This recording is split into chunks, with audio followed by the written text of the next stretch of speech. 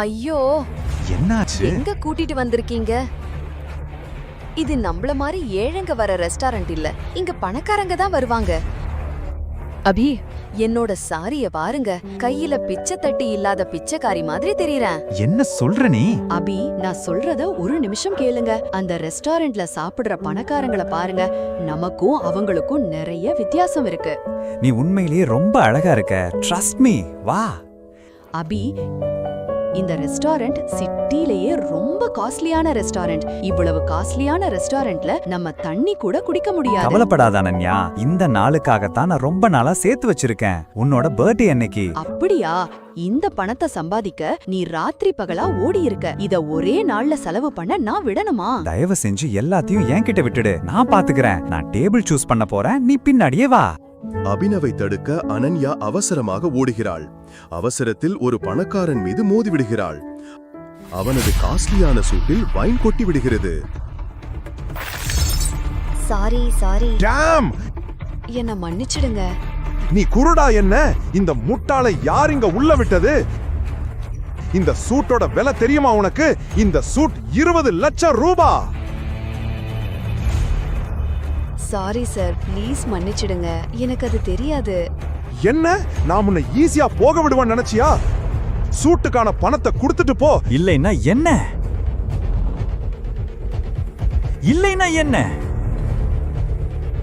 ஓ wow, இவன் இன்னொரு பரதேசி மாதிரி இருக்கான். இந்த ரெஸ்டாரண்டோட ஸ்டாண்டர்ட் ரொம்ப குறைஞ்சு போச்சு. ஒழுங்கா என் வைஃப் கிட்ட இப்பவே மன்னிப்பு கேளு. ப்ளீஸ். நான் மன்னிப்பு கேட்கணுமா? நான் யாருன்னு உனக்கு தெரியுமா? கேளுங்க, மன்னிப்பு கேட்டுட்டு இங்க இருந்து போயிடுவோம். இவரு சிங்கானியா இண்டஸ்ட்ரியோட ஓனர். உனக்கு புரியலையா? என் வைஃப் கிட்ட மன்னிப்பு கேளு. இல்லன்னா என் வைஃப் கிட்ட மன்னிப்பு கேட்காத இந்த நாளை நீ எப்பவும் மறக்க மாட்ட. அந்த பணக்காரன் அபினவ் சொன்னதை கேட்டு கடும் கோபமடைகிறான். மொத்த ரெஸ்டாரண்டும் அவர்களை வேடிக்கை பார்த்து கொண்டிருந்தது. நான் இந்த சிட்டியோட மிக பெரிய வைர வியாபாரி. மக்கள் செல்வாக்கு, பணம், மினிஸ்டர்ஸ் எல்லாரும் என் பாக்கெட்ல இருக்காங்க. நான் நினைச்சா ஒரே சொடுக்குல நீங்க இருந்த இடம் தெரியாம அழிக்க முடியும். நான் ஒரு விரல சுடுக்குனா போதும், உன்னோட மொத்த பிசினஸும் தரமட்டமாயிடும். அந்த மனிதர் அபினவ் என்ன சொல்ல வருகிறான் என்பதை புரிந்து கொள்வதற்கு முன்பே அபினவ் தன் போனை எடுத்து யாருக்கோ ஒரு மெசேஜ் அனுப்பினான். அடுத்த நொடியே அந்த பணக்காரனுக்கு ஒரு கால் வந்தது. அவன் அதிர்ச்சி அடைந்தான். வாட்?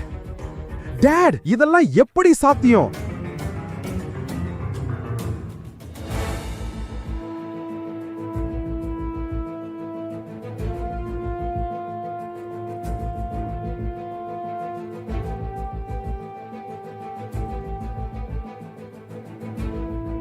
நீ எப்படி இத செஞ்ச? நீ யாரு?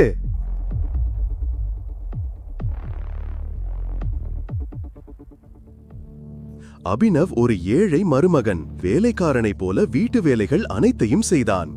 இன்று அவன் யாரையோ பார்க்க போக வேண்டியிருந்தது. ஆனால் அவன் மாமியார் ஷர்மிளா அவனுக்காக வேறு சில திட்டங்களை வைத்திருந்தாள். ஹலோ யூஸ்லெஸ் மாப்ள, இங்க வந்து என் காலை பிடிச்சு விடு, ரொம்ப வலிக்குது. அத்தை, நான் அவசரமா ஒரு இடத்துக்கு போகணும். போயிட்டு வந்து உங்க காலை பிடிச்சு விடுறேன். ஏன் நில்ல? இன்னைக்கு வரைக்கும் நீ எதுவும் சம்பாதிக்க துப்பில்ல. என் பொண்ணு சம்பாதிக்கிற காசுல தான் நீ வாழற. நீ யாரையும் முக்கியமா பார்க்க போகணுமா? அப்போது அபினவின் மனைவி அனன்யா அங்கே வருகிறாள். இங்க என்ன நடக்குது? காலையில என்ன இவ்வளவு சத்தம்? காலையில நான் சத்தம் போடல, உன் யூஸ்லெஸ் ஹஸ்பண்ட் தான் சத்தம் போட வைக்கிறான். உன் முட்டாள் தாத்தா தான் இவனை உனக்கு ஃபோர்ஸ் பண்ணி கல்யாணம் பண்ணி வச்சுட்டாரு. அது மட்டும் என் இஷ்டப்படி நடந்திருந்தா அப்பவே இவனை உதைச்சு வெளியில தள்ளி இருப்பேன்.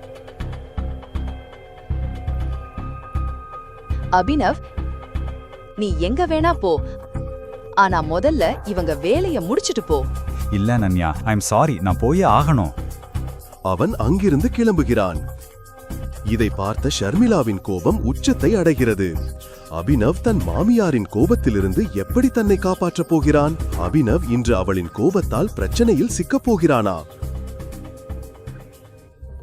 சிறிது நேரம் கழித்து அபினவ் சென்னையின் பெரிய 5 ஸ்டார் ஹோட்டல் சாஃபயரை அடைகிறான். ஆனால் அங்கேயும் அவனை யாரும் சரியாக வரவேற்கவில்லை.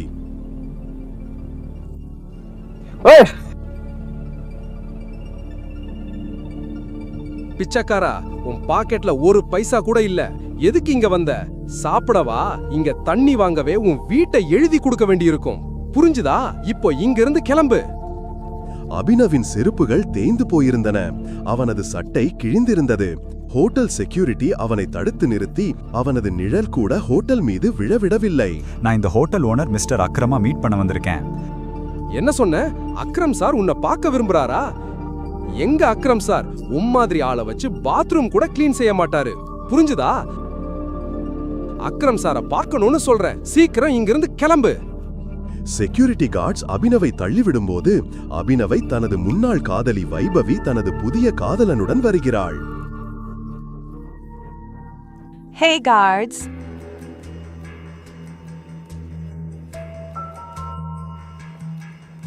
இந்த பிச்சைக்காரங்களை இப்படி விரட்டக்கூடாது. பாவம், எத்தனை நாளா சாப்பிடாம இருக்கான்னு தெரியல.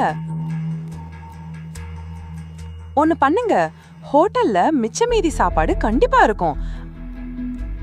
அதை இவனுக்கு கொடுங்க. இவன் ரொம்ப நாளா பசியில இருக்கான் போல. சில நாட்களுக்கு முன்புதான் வைபவி அபினவுடன் பழகிக் கொண்டிருந்தாள். ஆனால் இன்று அவள் அவனை எல்லோர் முன்னிலையிலும் ஒரு பிச்சைக்காரனை போல் நடத்துகிறாள். இந்த முட்டாள் உன் பாய் ஃப்ரெண்டா இருந்தான்னு என்னால நம்பவே முடியல. தேவேந்திராவுடைய இந்த வார்த்தையை கேட்டு அபினவின் கோபம் உச்சத்தை அடைந்தது. ஆனால் அவன் ஏதோ சொல்ல வருவதற்கு முன் ஒரு லக்ஸுரி கார் அங்கே வந்தது. அக்ரம் சார் வந்துட்டாரு. கார் கேட்டில் நின்றவுடன் அங்கிருந்த செக்யூரிட்டி அனைவரும் காரை நோக்கி ஓட ஆரம்பித்தனர்.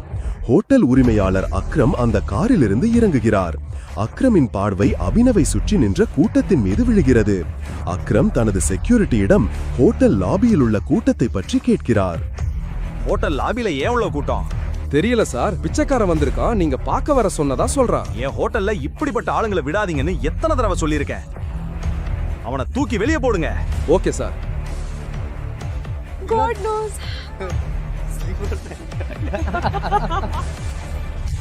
அக்ரம் சொன்னவுடன் 4 செக்யூரிட்டிகள் உடனடியாக அபினவை நோக்கி சென்றனர். அவர்கள் அபினவை அக்ரம் நிற்கும் இடத்திற்கு முன்பே அழைத்துச் சென்றனர்.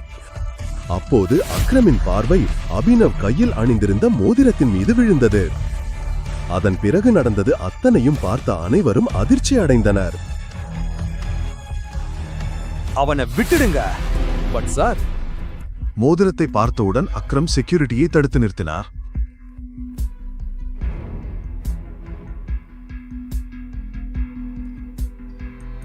டைகர், அங்கே கோடீஸ்வரர் அக்ரம் அபினவின் காலில் விழுகிறார்.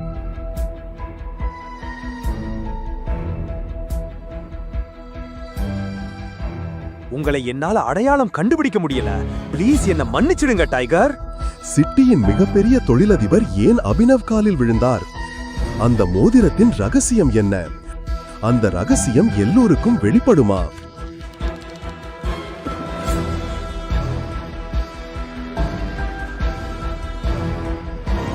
ஏன் அபினவ் அக்ரமுடனான இந்த சந்திப்பை யாரிடமும் சொல்லவில்லை? காலையில் அபினவ் அனன்யாவுக்கு டிஃபன் கொடுக்க அவள் அலுவலகத்திற்கு வந்தபோது மக்கள் அங்கும் இங்கும் அலைமோதிக் கொண்டிருப்பதை பார்த்தான். ஆனால் இன்னும் தன் ஹெட்போனுடன் இசை உலகிலேயே இருந்தான். இந்த கூட்ட நெரிசலுக்கு காரணம் சமீபத்திய முக்கிய செய்தி. Breaking news. இந்த டெண்டர் தான் சிங் இண்டஸ்ட்ரீஸின் தலையெழுத்தை மாற்றப் போகும் கடைசி நம்பிக்கை. அனன்யா மூழ்கவிருக்கும் தனது நிறுவனத்தின் படகை எப்படி கரை சேர்க்க போகிறார்? Guys, the situation doesn't look good. Singh இண்டஸ்ட்ரீஸை மீட்டெடுக்க இதுதான் நம் கடைசி நம்பிக்கை. சிராக் அனன்யாவின் பிசினஸ் பார்ட்னர் மற்றும் நண்பரும் ஆவார். தாத்தா இறந்த பிறகு அனன்யா சிராகை தனது பிசினஸ் பார்ட்னராக நியமித்தார். அவன் அனன்யாவின் வாழ்க்கை துணையாக வர விரும்பினான். ஆனால் தாத்தா இறக்கும் முன் அனன்யாவை கட்டாயப்படுத்தி ஒரு சாதாரண டெலிவரி பாயான அபினவுக்கு திருமணம் செய்து வைத்தார். அனன்யா தனது சேரில் மிகவும் அமைதியாக அமர்ந்திருந்தாள். அப்போது அவளுக்கு அடுத்ததாக அமர்ந்திருந்த நிறுவனத்தின் சீஃப் ஃபைனான்சியல் ஆபீசர் மௌத்திக் கூறினார், அனன்யா, டெண்டர் கிடைக்காததால இன்வெஸ்டர்ஸ் எல்லாரும் பின்வாங்கிட்டாங்க. The balance sheet also doesn't look good. இது கண்டினியூ ஆச்சுன்னா நாம திவாலாகிடுவோம். மௌதேக், you know very well தாத்தா இந்த நிறுவனத்தை உருவாக்க எவ்வளவு கஷ்டப்பட்டு இருக்கிறாருன்னு. இதுல அவரோட பல வருஷ உழைப்பு, வியர்வை, கஷ்டம் எல்லாமே இருக்கு. அது மட்டும் இல்லாம இவ்ளோ சீக்கிரம் கம்பெனி திவாலாகிற நிலைமைக்கு எப்படி வரும்? அது சாத்தியமில்ல. ஏதாவது ஒரு வழி இருக்கணும். அனன்யா, உங்க தாத்தா இருந்தப்போ நம்ம கிட்ட ரொம்ப ஸ்ட்ராங்கான அசோசியேட்ஸ் இருந்தாங்க. அதுக்கப்புறம் சிராகோட இன்ஸ்ட்ரக்ஷன்ஸ் படி நாங்க அவங்களோட டீல்ஸை ஸ்டாப் பண்ணிட்டோம். ஓ நவி சார், நாட் அகேன். இந்த நியூஸை பார்த்ததுக்கு பிறகு யாரும் நம்ம கூட டீல் வச்சுக்க விரும்ப மாட்டாங்க. That's not an option. Mouthik, let's see your plan. Desai, Ravikant அனன்யாவின் தாத்தாவின் பழைய விசுவாசமான நண்பர் மற்றும் அனன்யாவின் தாத்தாவுடன் சேர்ந்து இருவரும் சிங் இண்டஸ்ட்ரீஸை விரிவுபடுத்தினர். ஆனால் இப்போது அவர் பேருக்கு தான் நிறுவனத்தின் ஃபைனான்சியல் அட்வைசராக இருந்தார். Good morning Mrs Lobo. Such a bright beautiful Monday. எப்படி இருக்கீங்க? ஏன் ஆஃபீஸ் இன்னைக்கு டல்லா இருக்கு? நீ எப்பவும் வேலைக்கார மாதிரி வீட்டு வேலை தான் செய்வியா? கொஞ்ச நேரம் நியூஸ் எல்லாம் பார்க்க மாட்டியா? நீ எவ்வளவு பெரிய தொழிலதிபரின் மாப்பிள்ளை. பிசினஸ்ல என்ன நடக்குதுன்னு உனக்கு தெரியணும். எனக்கு தெரியாதது என்ன இருக்கு? பாரு, டெண்டர் இழப்பு சிங் இண்டஸ்ட்ரீஸை அதிர்ச்சிக்குள்ளாக்கிறது. டெண்டர் கிடைக்கும் என்ற நம்பிக்கையில் சிங் இண்டஸ்ட்ரி வெண்டிலேட்டர் ஆதரவில் இருந்தது. ஆனால் டெண்டர் அஹூஜா கார்ப்பரேஷனுக்கு வழங்கப்பட்டுள்ளது. Hello ma'am. Yes ma'am. I will bring the files in your cabin right now. Mrs Lobo, Ananya எங்க? என்ன டிஸ்டர்ப் பண்ணாத. நான் அனன்யா கிட்ட போகணும். நான் அவளை இப்பவே பார்க்கணும். அனன்யா மேடம் எங்க? நீ இப்ப வீட்டுக்கு போ. எங்க போறீங்க? கான்ஃபரன்ஸ் ரூம்க்கு. Thank you Mrs Lobo. Abhi, no. Ananya, நான் இன்னைக்கு ஏற்பட்ட பிரச்சனை பத்தி உங்ககிட்ட பேசணும். அனைவரும் அபினவ் இப்படி பேசுவதை பார்த்து எல்லோரும் ஆச்சரியப்படுகிறார்கள். அவன் சிங் குடும்பத்தின் பயனற்ற மாப்பிள்ளை என்று எல்லோருக்கும் நன்றாக தெரியும். Abhinav, get out. அனன்யா, என்னால உங்க கம்பெனியை கண்டிப்பா காப்பாத்த முடியும். எனக்கு 5 நிமிஷம் கொடுங்க, நான் எல்லாத்தையும் சால்வ் பண்றேன். அபினவ் பேசி முடிக்கும் போதே சிராக் தன்னுடைய சேரில் இருந்து எழுந்தான். இது கான்ஃபரன்ஸ் ரூம். கம்பெனி விஷயத்தை பேச உனக்கு எப்படி தைரியம் வந்துச்சு? அனன்யா, முதல்ல இந்த ஆளை கம்பெனில இருந்து தூக்கு. இவன் உள்ள வந்ததுல இருந்து கம்பெனிக்கு கெட்ட பேர் தான். Ananya, take your own decisions. Chirag அபினவை கான்ஃபரன்ஸ் ரூமுக்கு வெளியே தள்ளினான்.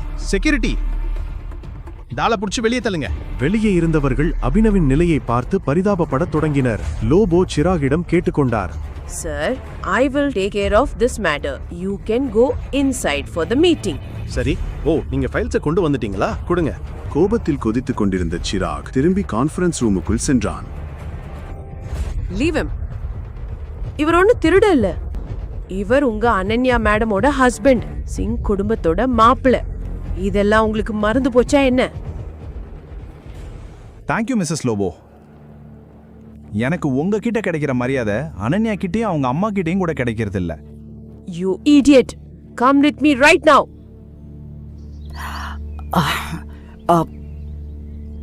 இப்ப நீ கீழ கம்பெனிய இந்த நெருக்கடியில இருந்து காப்பாத்த முடியும்னு சொல்லிட்டு இருந்தேல்ல, எப்படின்னு சொல்லு. எப்படின்னு இப்போதைக்கு எனக்கு தெரியல மிஸ்ஸஸ் லோபோ. முதல்ல சில இன்ஃபர்மேஷன் தேவை. அதை இல்லாம நான் ஒன்றும் பண்ண முடியாது. என்ன மாதிரி இன்ஃபர்மேஷன்? எனக்கு இந்த கம்பெனியோட இன்வெஸ்டர்ஸோட டீடைல்ஸ் வேணும், ஷேர் ஹோல்டர்ஸ் லிஸ்ட் வேணும். அப்பதான் என்ன பண்ணலாம்னு யோசிக்க முடியும். அபி, இப்பதானே பார்த்த, இவ்ளோ நடந்த அப்புறம் கம்பெனில எந்த எம்ப்ளாயும் உனக்கு ஹெல்ப் பண்ண மாட்டாங்க. அப்புறம் எப்படி நடக்கும்? ஒரு ஆள் இருக்கார், அவர் உனக்கு ஹெல்ப் பண்ணலாம். யாரு? ரவிகாந்த் தேசாய் சார். அவர் அனன்யா தாத்தாவுக்கு ரொம்ப க்ளோஸ். அது சரிதான். ஆனா இப்ப சிராக் எல்லாரையும் ஓரமா வேஸ்ட் மாதிரி ஒதுக்கி வச்சுட்டானே. ரவிகாந்த் தேசாய் சார், அவரு அனன்யா தாத்தாவுக்கு ரொம்ப close. Ravikant Desai is a chain smoker. 1 மணி நேரத்துக்கு ஒரு தடவை சிகரெட் பிடிக்க வருவார். நீ இங்கேயே வெயிட் பண்ண. அவர் வந்ததுக்கு அப்புறம் அவர்கிட்ட பேச ட்ரை பண்ண. அவரை முழுசா கன்வின்ஸ் பண்ண ட்ரை பண்ண. I am sure you can do it. Okay, இப்ப நான் போகணும். All the best.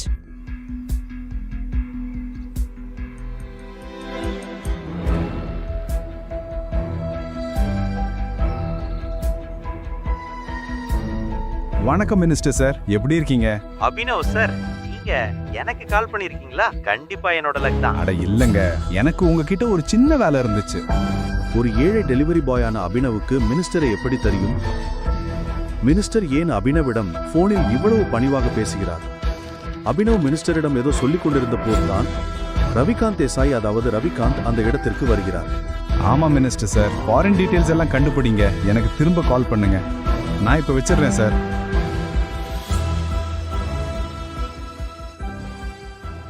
ஆமா ரவிகாந்த் சார், சிங் இண்டஸ்ட்ரீஸ் அப்புறம் ஏகே பிரைவேட் லிமிடெட் கூட மெர்ஜ் ஆனா எப்படி இருக்கும்? ஏகே பிரைவேட் லிமிடெடா? அவங்க எல்லாம் எங்க ரொம்ப பழைய அசோசியேட்ஸ் ஆச்சே.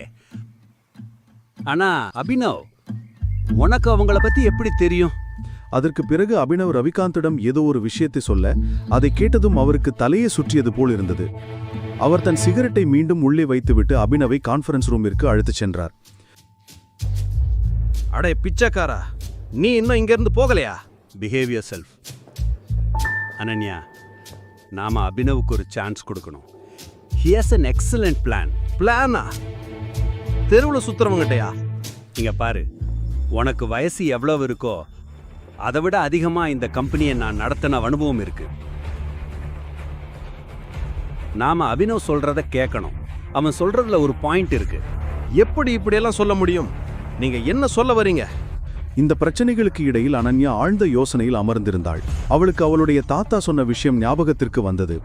அனன்யா கண்ணு, அபினவ் உனக்கு ரொம்ப நல்ல வாழ்க்கை துணை.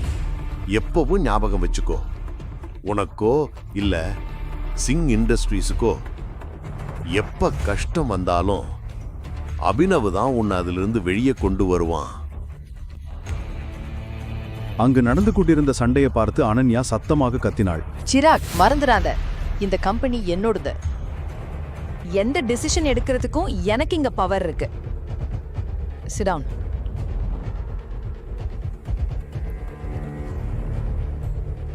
அபினவ், உட்காரு, காட்டு. சிராகை அனன்யா திட்டியதை பார்த்து அபினவுக்கு மிகவும் மகிழ்ச்சியாக இருந்தது. ரவிகாந்த் அபினவை தனக்கு அருகில் இருந்த சேரில் உட்கார வைத்தார். அதற்கு பிறகு அபினவ் தனக்கு முன் கிளாஸில் இருந்த தண்ணீரை ஒரே மூச்சில் குடித்தான்.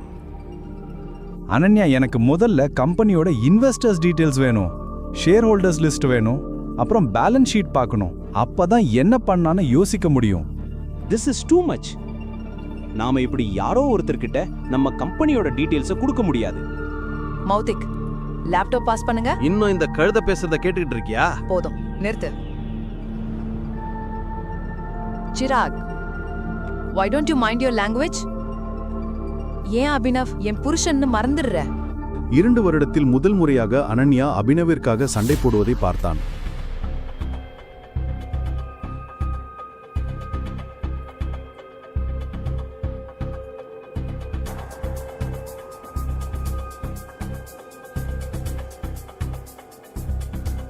அனன்யா, எனக்கு ஸ்டேட்மெண்ட்ஸ்ல நிறைய முறைகேடுகள் தெரியுது. நம்ம இன்வெஸ்டர்ஸ் வெளியே போனதுக்கு ஒரு பேட்டர்ன் இருக்கு. பேலன்ஸ் ஷீட்ல நிறைய டிரான்சாக்ஷன்ஸ் இருக்கு. அதுல எனக்கு நிறைய சந்தேகம் இருக்கு. ஏதோ உளறிட்டு இருக்க. இதெல்லாம் வெறும் வாயால சொல்றதுதான். கம்பெனியை எப்படி திவாலாகாம காப்பாத்துவ? டவுன் ஆயிட்டு இருக்கிற ஷேர் வேல்யூஸை எப்படி கண்ட்ரோல் பண்ணுவ அபினவ்? அனன்யா, நாம கம்பெனியோட ஷேர்ஸை பைபேக் பண்ணணும். Brilliant idea. என்ன அபினவ், இதெல்லாம் நாங்க டிஸ்கஸ் பண்ணிருக்க மாட்டோம்னு நினைச்சியா? அபினவ், நம்ம கிட்ட ஃபண்ட்ஸ் எங்க இருக்கு? Yeah right, okay. Let me make a call. அதற்கு பிறகு அவன் போனில் சொன்ன விஷயத்தை கேட்டு அனன்யா உட்பட அனைவருக்கும் தலையை சுற்றுவது போல் இருந்தது. சிராக் மற்றும் மௌத்திக்கின் கண்கள் அசையாமல் அபினவியே பார்த்து கொண்டிருந்தன. எஸ் மிஸ்டர் அக்ரம், நான் சொல்றது நல்லா கேளுங்க. ஏகே பிரைவேட் லிமிடெட் அக்கவுண்ட்ல இருந்து சிங் இண்டஸ்ட்ரீஸ் அக்கவுண்ட்டுக்கு இப்போவே 500 crores டிரான்ஸ்ஃபர் பண்ணுங்க. ரெண்டாவது விஷயம், ஏகே பிரைவேட் லிமிடெட் அப்புறம் சிங் இண்டஸ்ட்ரீஸ் மர்ஜரை இப்போவே பப்ளிக்கா அனௌன்ஸ் பண்ணுங்க. ஆமா, அஹூஜா கார்பரேஷன்ஸ் இருக்கிற எல்லா ஷேர்ஸையும் வாங்கிடுங்க, சீக்கிரம். ரவிகாந்த் அபினவ் பேசியதை கேட்டு புன்னகைத்துக் கொண்டிருந்தார். ஆனால் அனன்யா அபினவின் பேச்சை கேட்டு ஆச்சரியத்தில் உறைந்தாள். வீட்டோடு மாப்பிள்ளையாக இருக்கும் கணவன் இவ்வளவு பெரிய கம்பெனி ஓனரிடம் பேசி சிங் இண்டஸ்ட்ரீஸ் மர்ஜரை எவ்வாறு முடித்தான் என்று நம்ப முடியாமல் திளைத்தாள். அபினவ், நீ யாரு? சிரித்துக்கொண்டே அபினவ் அனன்யாவை பார்த்தான். ஆனால் எந்த பதிலும் சொல்லவில்லை. அபினவ் கத்திக்கொண்டே திடீரென்று தூக்கத்திலிருந்து எழுந்து விட்டான். வியர்வையில் நனைந்தபடி அபினவ் தனது படுக்கையில் எழுந்து உட்கார்ந்து ஆழமாக சுவாசிக்கத் தொடங்கினான். கடந்த 18 ஆண்டுகளாக இந்த கனவு அபினவை தொந்தரவு செய்து வந்தது. அபினவ் முதலில் தனது விரலில் அணிந்திருந்த மோதிரத்தை பார்த்தான். பின்னர் குளியலறை நோக்கி சென்றான். 18 வயதில் அவன் தனது செலவுகளை தானே ஏற்கத் தொடங்கினான்.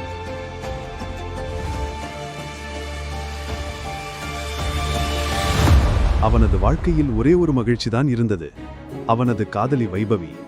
வைபவியை பார்க்கும்போதெல்லாம் அவன் தனது துக்கங்களை எல்லாம் மறந்து விடுவான். இன்று வைபவியின் பிறந்த நாள் என்பதால் அபினவ் அவளை விரைவில் சந்திக்க விரும்பினான். அங்கிள், இந்த கேக் எவ்வளோ? 600 ரூபாய். இந்த பேஸ்ட்ரி ஒன்று 60 ரூபாய். ஒன்று கொடுங்க. சிறிது நேரம் கழித்து அவன் வைபவியின் வீட்டிற்கு வெளியே வந்தபோது அங்கே நிறைய வண்ணமயமான விளக்குகள் எரிந்து கொண்டிருப்பதையும் சத்தமான இசை ஒலிப்பதையும் கண்டான்.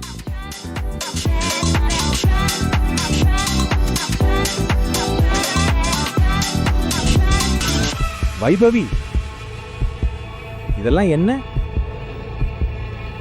இவன் யார் வைபவி? தெரியலையா? இவன் டெலிவரி பாய். ஆனா நம்ம ஏற்கனவே கேக் ஆர்டர் பண்ணிட்டோமே, அப்புறம் எதுக்கு இந்த பேஸ்ட்ரி ஆர்டர் பண்ணின? ஓ, ஞாபகம் வந்துருச்சு. இவன் தானே நீ டேட்டிங் பண்ண டெலிவரி பாய்?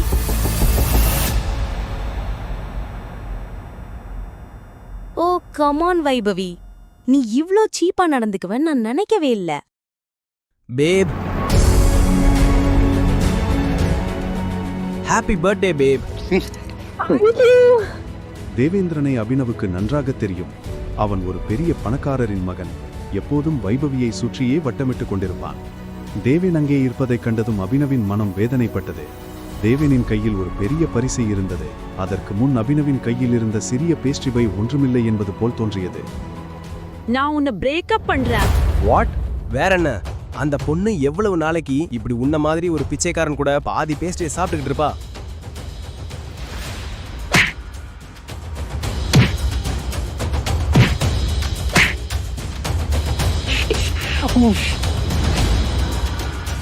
நீ செஞ்சது சரியில்லை வைபவி என்று சொல்லிவிட்டு அபினவ் அங்கிருந்து கிளம்பிவிட்டான்.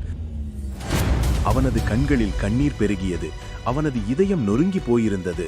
ஒவ்வொரு முறை குடிக்கும் போதும் தேவேந்திரன் வைபவியின் கன்னங்களை முத்தமிடும் காட்சி அவன் கண்களுக்கு முன் வந்து போனது. இதற்கிடையில் அபினவ் சாலையில் மயங்கி கிடந்தபோது சன்னி சிங் தனது காரில் ஆத்திரத்துடன் அமர்ந்திருந்தான். சன்னி சிங்கின் சகோதரி அனன்யா அவனுக்கு பெரும் இடையூறாக மாறிவிட்டாள். சன்னி தனது தாத்தா ஹர்தேவ் பால் சிங்கின் நன்மதிப்பை பெறவும் அனன்யாவை தனது வழியிலிருந்து அகற்றவும் எதையும் செய்வான். இன்று அவன் தனது சகோதரிக்கு பாடம் புகட்ட தனது ஆட்களுடன் காரில் புறப்பட்டான்.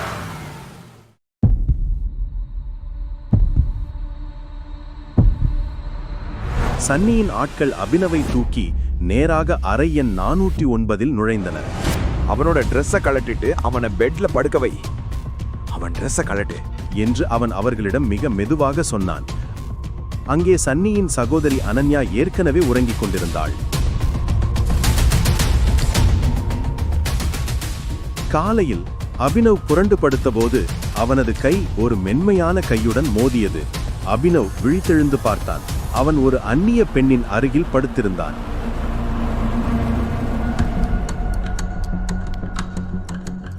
யார் நீ?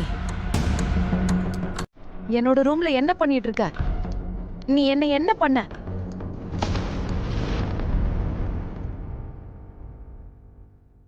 சீ, உன்னை என் தங்கச்சின்னு சொல்றதுக்கு வெக்கமா இருக்கு. உன் மேல எனக்கு முன்னாடியே சந்தேகம் இருந்தது.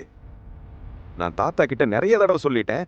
ஆனா அவர் ஒவ்வொரு தடவையும் என் அனன்யா அப்படி செய்ய மாட்டான்னு சொன்னாரு. ஆனா உங்க அனன்யா இப்படி செஞ்சுட்டான். கொஞ்ச நேரத்துல தாத்தாவுக்கு தன்னோட பேத்தி என்ன செஞ்சிட்டு இருக்காங்கிறத தெரிஞ்சிடும். இந்த லைவ் டெலிகாஸ்ட் காமிக்க நான் அவரை இங்க வர சொல்லியிருக்கேன். அண்ணா, எனக்கு தெரியாது. என்ன நம்புங்க.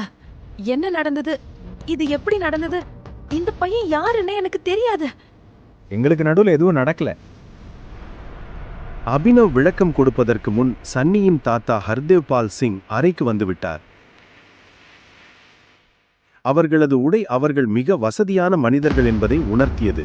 அனன்யாவை இந்த நிலையில் கண்டதும் அவரது கண்கள் கோபத்தால் சிவந்து போயின. உன்கிட்ட நான் இதை எதிர்பார்க்கல அனன்யா. தாத்தா, நீங்க நினைக்கிற மாதிரி எதுவும் நடக்கல. உனக்கு நம்ம ரூல்ஸ் எல்லாம் நல்லாவே தெரியும். ஆனாலும் நீ அதை எல்லாத்தையும் மீறிட்ட. இல்ல தாத்தா, இல்ல. அப்புறம் அபினவின் பார்வை ஹர்தேவின் மீது பட்டபோது அவன் தனது கண்களுக்கு முன்னால் மரணத்தை கண்டது போல் உணர்ந்தான். நீ ஏன் பேத்திக்கு என்ன செஞ்சு வச்சிருக்க? இன்னைக்குல இருந்து எங்க குடும்ப சட்டப்படி நீ சிங் குடும்பத்தோட மருமக. என்ன? ஆனா எங்களுக்கு நடுவுல எதுவுமே நடக்கலையே. தாத்தா, எதுவுமே நடக்கல. அப்படியா? எதுவும் நடக்கலையா? அப்போ இதெல்லாம் என்ன?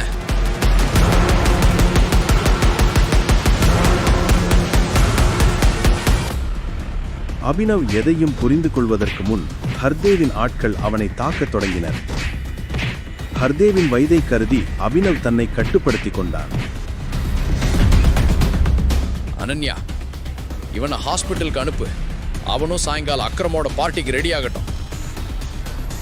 அப்புறம் அக்ரமோட பார்ட்டில இவன் உன் கூட கண்டிப்பா இருக்கணுங்கிறத ஞாபகம் வச்சுக்கோ.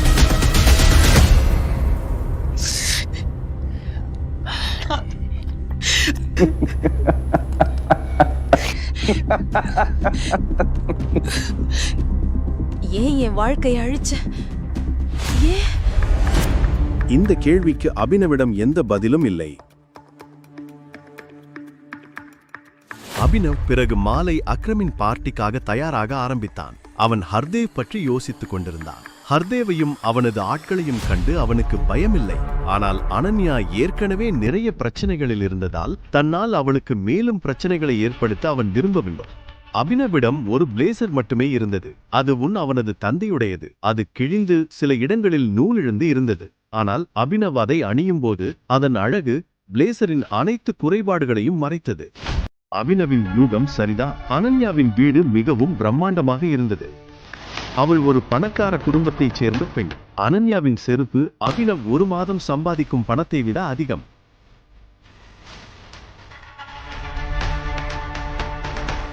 அபினவை அனன்யா எவ்வளவு வெறுக்கிறார் என்பது அவளது கண்களில் தெரிந்தது. விருந்தில் அப்படிப்பட்ட முக்கிய நபர்களுக்கு மத்தியில் செல்வதற்கு அபினவும் பதட்டமாக இருந்தான். அந்த பதட்டத்தில் அவன் தன் தந்தையின் மோதிரத்தை விரலில் சுழற்றத் தொடங்கியது கூட அவனுக்கு தெரியவில்லை.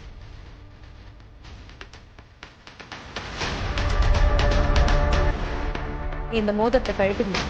பார்க்க அசிங்கமா இருக்கு. சாரி, ஆனா இந்த மோதிரம் தான் எனக்கு எல்லாமே. அக்ரமின் வீடு ஒரு கோட்டையைப் போல இருந்தது. அதை சுற்றிலும் துப்பாக்கிகளை ஏந்திய பவுன்சர்கள் இருந்தனர். அனன்யாவும் அபினவும் நுழைந்தவுடன் அவனது பார்வை தேவேந்திரன் மேல் விழுந்தது.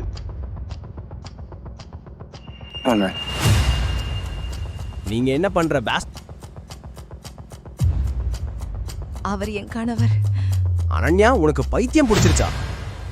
இந்த தெருவுல சுத்துறவனுக்கிட்ட என்ன இருக்குன்னு அவனை போய் கல்யாணம் பண்ணிருக்க? உன் நாக்கு அடக்கு. அமைதியா இல்லனா என்ன பண்ணுவ? சொல்லு, நீ என்ன பண்ணுவ? தேவேந்திரனும் ஆத்திரமடைந்தான். அபினவ் அவன் மீது கையோங்க போகும்போது அவர்களின் சண்டையை பார்த்து விருந்து ஏற்பாட்டாளர் அக்ரம் அங்கே வந்தார். இங்க என்ன நடக்குது?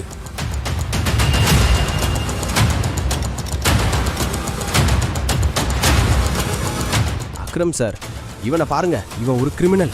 பார்ட்டிக்கு இன்வைட் பண்ணாமலே வந்துட்டான். இங்க வா.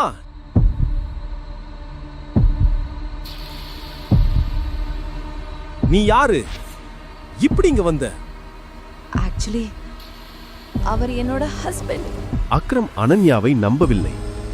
உன்னை இந்த பார்ட்டிக்கு யாரும் இன்வைட் பண்ணல. அதனால நான் போலீஸ் கூப்பிடுறதுக்கு முன்னாடி இங்க இருந்து வெளியில போயிரு. Thank you Akram sir. அனன்யா, நீயும் இந்த பிச்சைக்காரங்கிட்ட இருந்து தள்ளியே இரு. நில்லு.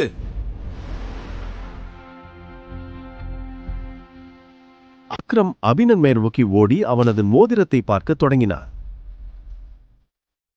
நான் உங்ககிட்ட தனியா ஒரு முக்கியமான விஷயம் பேசணும். எங்கிட்டியா? வாங்க. அக்ரம் அபினவின் கையை பிடித்துக்கொண்டு அவனை உள்ளே அழைத்து செல்ல ஆரம்பித்தான்.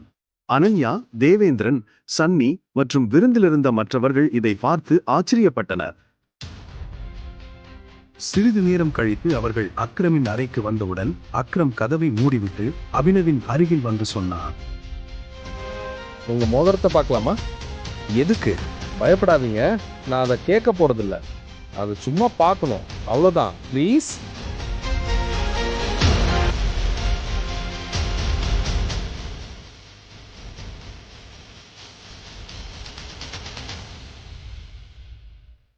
டைகர்,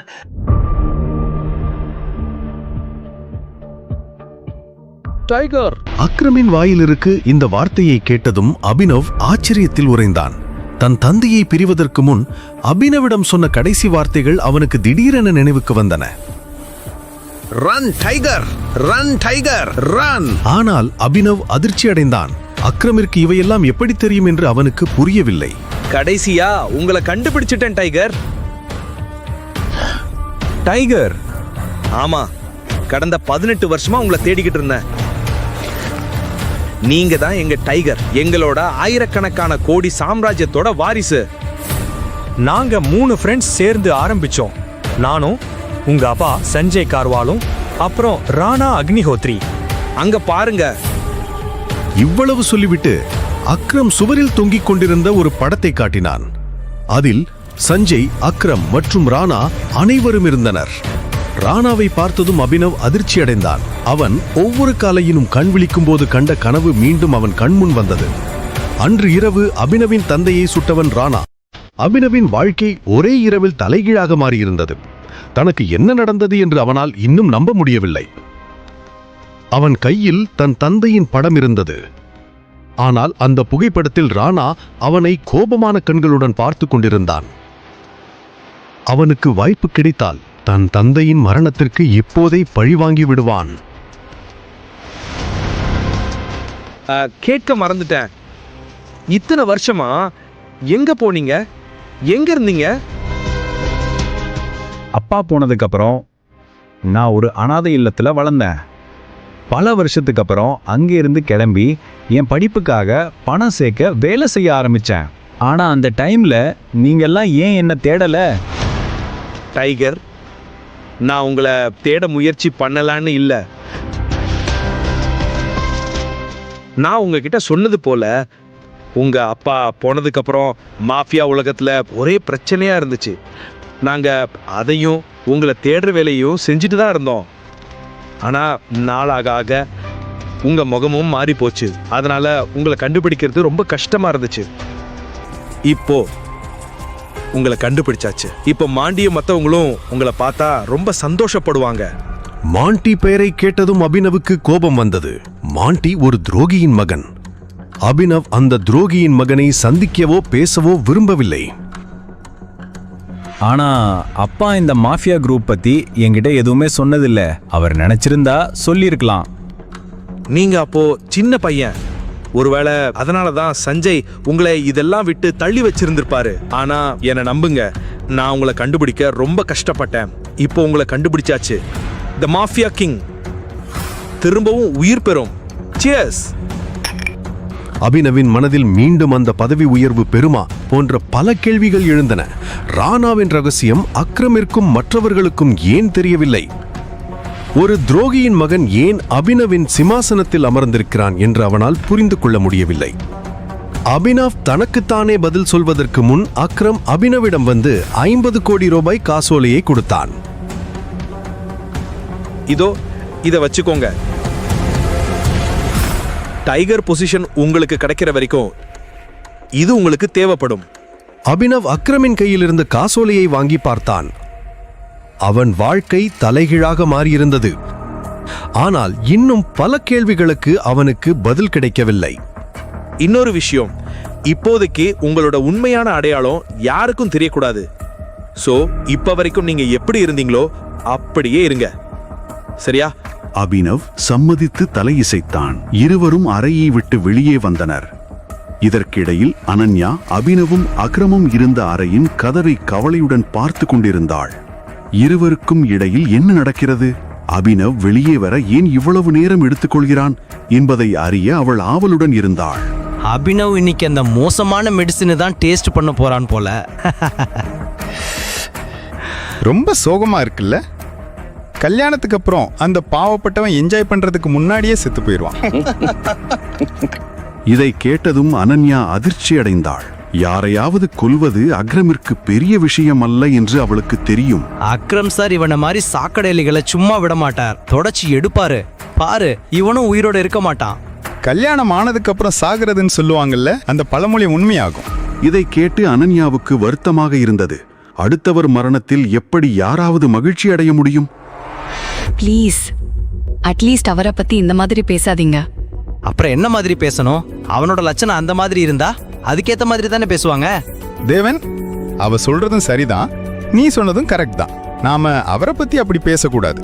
எப்பவுமே என் தாத்தா செத்து போனவங்களை பத்தி தப்பா பேசக்கூடாதுன்னு சொல்லிக்கிட்டே இருப்பாரு.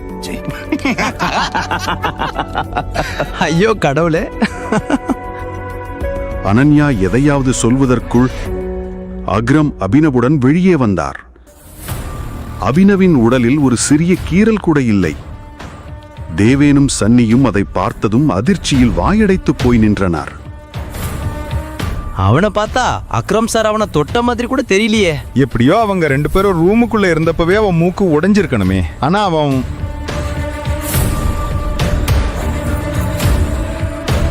லேடிஸ் அண்ட் ஜென்டில்மேன், நான் உங்களுக்கு ஒருத்தரை அறிமுகப்படுத்த விரும்புறேன்.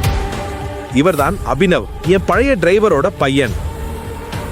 இவர் எனக்கு ரொம்ப நெருக்கமானவர். அக்ரம் அபினவை எல்லோருக்கும் அறிமுகப்படுத்தியதும் தேவேனும் சன்னியும் சந்தோஷமாக இருந்தார்கள். ஆனால் அனன்யா அதை கேட்டு அதிர்ச்சி அடைந்தாள். Enjoy the party please. இதையடுத்து அக்ரம் அபினவை தனியாக விட்டுவிட்டு மற்றவர்களை சந்திக்கச் சென்றார். தேவேனும் சன்னியும் ஏன் அக்ரம் அபினவுக்கு இவ்வளவு முக்கியத்துவம் கொடுக்கிறார் என்று இன்னும் புரிந்து கொள்ளவில்லை. சன்னி மற்றும் தேவேன் அவனை பற்றி என்ன நினைத்தார்கள் என்பதை அபினவ் பொருட்படுத்தவில்லை. அன்று இரவுதான் தான் கண்ட தந்தையின் முகம் மட்டுமே அவன் கண்முன் வந்து சென்றது. ராணா சஞ்சயை சுட்ட இரவு அவனுக்கு நினைவிருந்தது. அபினவுக்கு ராணா தன்னை சுட்டதும் ஆனால் அதிர்ஷ்டவசமாக உயிர் பிழைத்தான் என்பதும் நினைவிருந்தது.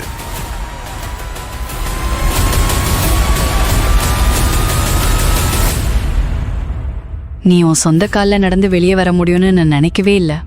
அப்படியா? என்ன பத்தி அவ்வளோ கவலையா உனக்கு? ஓ ப்ளீஸ், எனக்கு கவலையே இல்லை. ஆனா நீ உன்னை பத்தி கவலைப்படு. நீ உயிரோட இருக்கணும்னா கொஞ்சம் கவனமா இரு. அக்ரம் சார் உன்கிட்ட என்ன சொன்னாரு சொல்லு.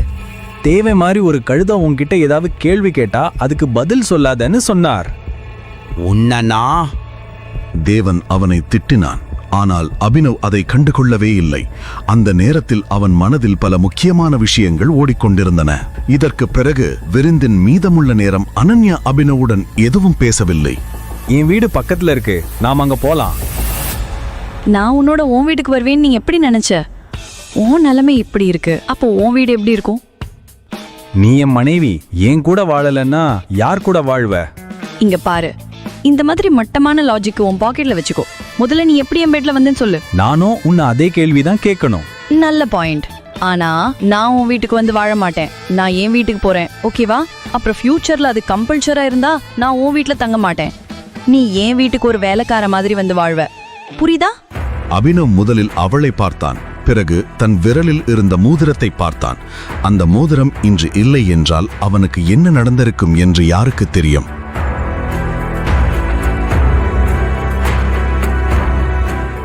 மறுநாள் காலை அபினவின் அலாரம் ஒலித்த போது அவன் அதே கனவை மீண்டும் கண்டு கொண்டிருந்தான். அலாரம் சத்தத்தை கேட்டு அவன் திடுக்கிட்டு எழுந்து தன் படுக்கையில் அமர்ந்தான். எழுந்ததும் இத்தனை வருடங்களுக்கு பிறகு தன் தந்தையின் நிறுவனத்தை உயிருடன் வைத்திருந்ததற்காக அவன் முதலில் அக்ரமுக்கு மனதார நன்றி கூறினான். அபினவ் படுக்கையிலிருந்து எழுந்து வேலைக்கு தயாராக ஆரம்பித்தான். அக்ரமின் கூற்றுப்படி அவனது டெலிவரி பாய் வேலை அவனது அடையாளத்தை மறைக்க மிகவும் உதவியாக இருக்கும். அபினவ் அக்ரம் கொடுத்த செக்கை தன் பாக்கெட்டில் வைத்துக்கொண்டு வீட்டிலிருந்து கிளம்பினான். 1 மணி நேரம் கழித்து அவன் தன் பைக்கில் அலுவலகத்திற்கு வந்து காரிடாரில் நடந்து செல்லும்போது பின்னாலிருந்து ஒரு குரல் கேட்டது. ஏய், டெலிவரி பாய். அது ஹரிஷ், அவனது சக ஊழியன். அவன் அலுவலகத்தில் வேலை செய்யாமல் அபினவை கேலி செய்ய பணம் பெற்றான். என்ன ஏதாவது வேணுமா? எனக்கு லேட் ஆகுது.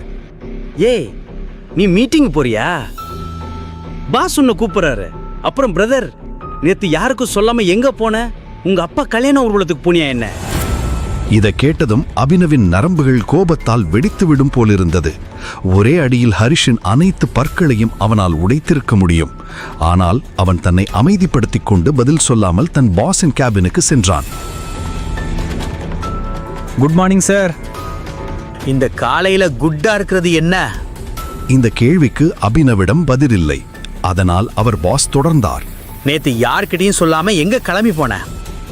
இதற்கும் அபினவிடம் பதிலில்லை. அவன் தன் பாஸ் இடம் ஒரு சாக்கு சொல்லி இருக்கலாம். ஆனால் அபினவ் பொய் சொல்ல விரும்பவில்லை. நேத்து அவ்வளோ டெலிவரி இருந்துச்சு, ஒன்னால எங்களுக்கு எவ்வளோ நஷ்டம் ஆச்சுன்னு தெரியுமா? ஆனா சார், எனக்கு மாசத்துக்கு ஒரு கேஷுவல் லீவ் இருக்கு. ஒன்னால எந்த வேலையும் செய்ய முடியாது. ஆனா இங்க வந்து சண்டை போடுற இந்த கம்பெனி உன் அப்பாவோடதா? இதை கேட்டதும் அபினவுக்கு கோபம் தலைக்கேறியது. அவன் கோபத்தால் தன் கைமுஷ்டியை மடக்கி தன் பாஸை முறைத்தான். என்ன முறைக்கிற? உன் சாமானங்களை எடுத்துட்டு இது கிளம்பு. You are fired. இதை கேட்டதும் அபினவ் அதிர்ச்சி அடையவில்லை. உண்மையில் இது போன்ற ஒன்று தனக்கு விரைவில் நடக்கும் என்று அவனுக்கு தெரியும். அவன் பாஸும் தேவேனுக்கும் ஒருவரை ஒருவர் நன்கு தெரியும். நேற்று விருந்தில் தேவேன் அபினவுக்கு பதிலளித்த விதம், தேவன் மாதிரி ஒரு கழுதை உங்ககிட்ட கேள்வி கேட்டா அதுக்கு பதில் சொல்லாதன்னு அவர் என்கிட்ட சொன்னார். இது இன்னைக்கு நடக்கலனாலும் என்னைக்காவது ஒரு நாள் நடக்கும் என்பதை அபினவ் புரிந்து கொண்டான். ஓகே, பிரச்சனை இல்லை, நான் கிளம்புறேன். நான் வேலை பார்த்த முழு மாச சேலரியா கொடுங்க. சேலரி? நீ பண்ண நஷ்டத்துக்கு உன் சம்பளத்துல ஈடு கட்டுறதுன்னா நீ இன்னும் பாக்கெட்ல இருந்து 10,000 ரூபாய் எனக்கு தரணும். நான் உன்னை கேட்கலன்னு சந்தோஷப்படு. அதனால அமைதியா இங்கிருந்து கிளம்பு. என்ன சொல்றீங்க சார்? ஒரே நாள் எப்படி 25,000 ரூபாய் நஷ்டமாச்சு?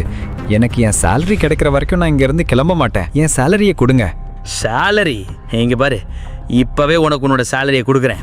அவன் பாஸ் இதை சொல்லி மேஜையில் இருந்த மணியை அடித்தான். அடுத்த கணம் அறைக்கதவு திறந்து 4 பவுன்சர்கள் உள்ளே நுழைந்தனர். இந்த ரவுடியை தூக்கி வெளியே போடுங்க.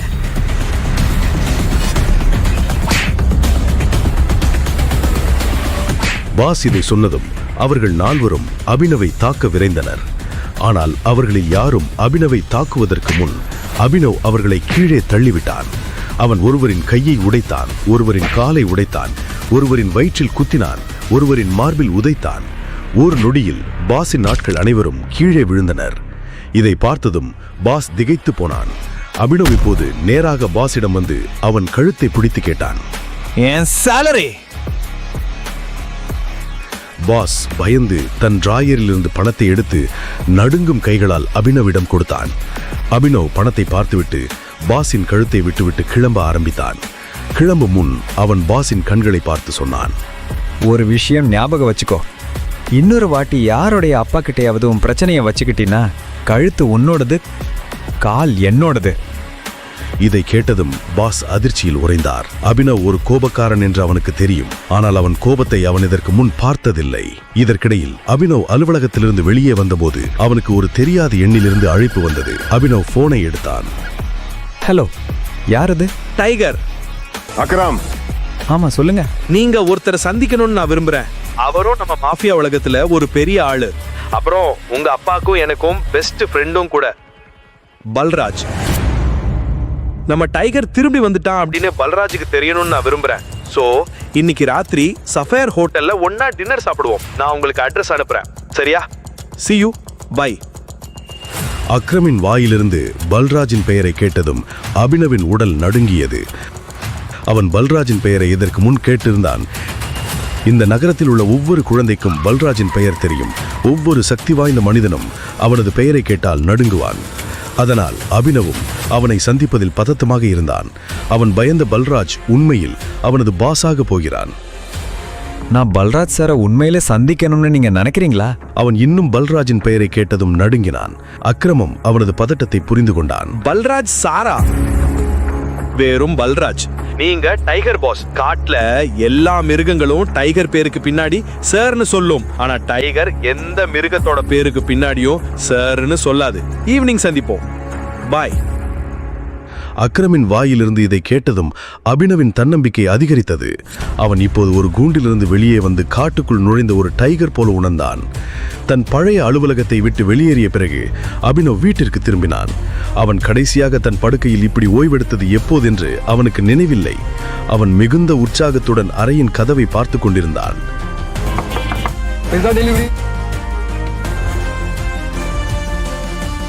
சார், ஆர்டர் 500 ரூபாய் தான். ஆனா நீங்க 1000 ரூபாய் கொடுத்திருக்கீங்க. நீங்க டெலிவரி பசங்க ரொம்ப கஷ்டப்பட்டு உழைக்கிறீங்க நண்பா. இந்த 500 ரூபாய் உன் டிப். Thank you sir.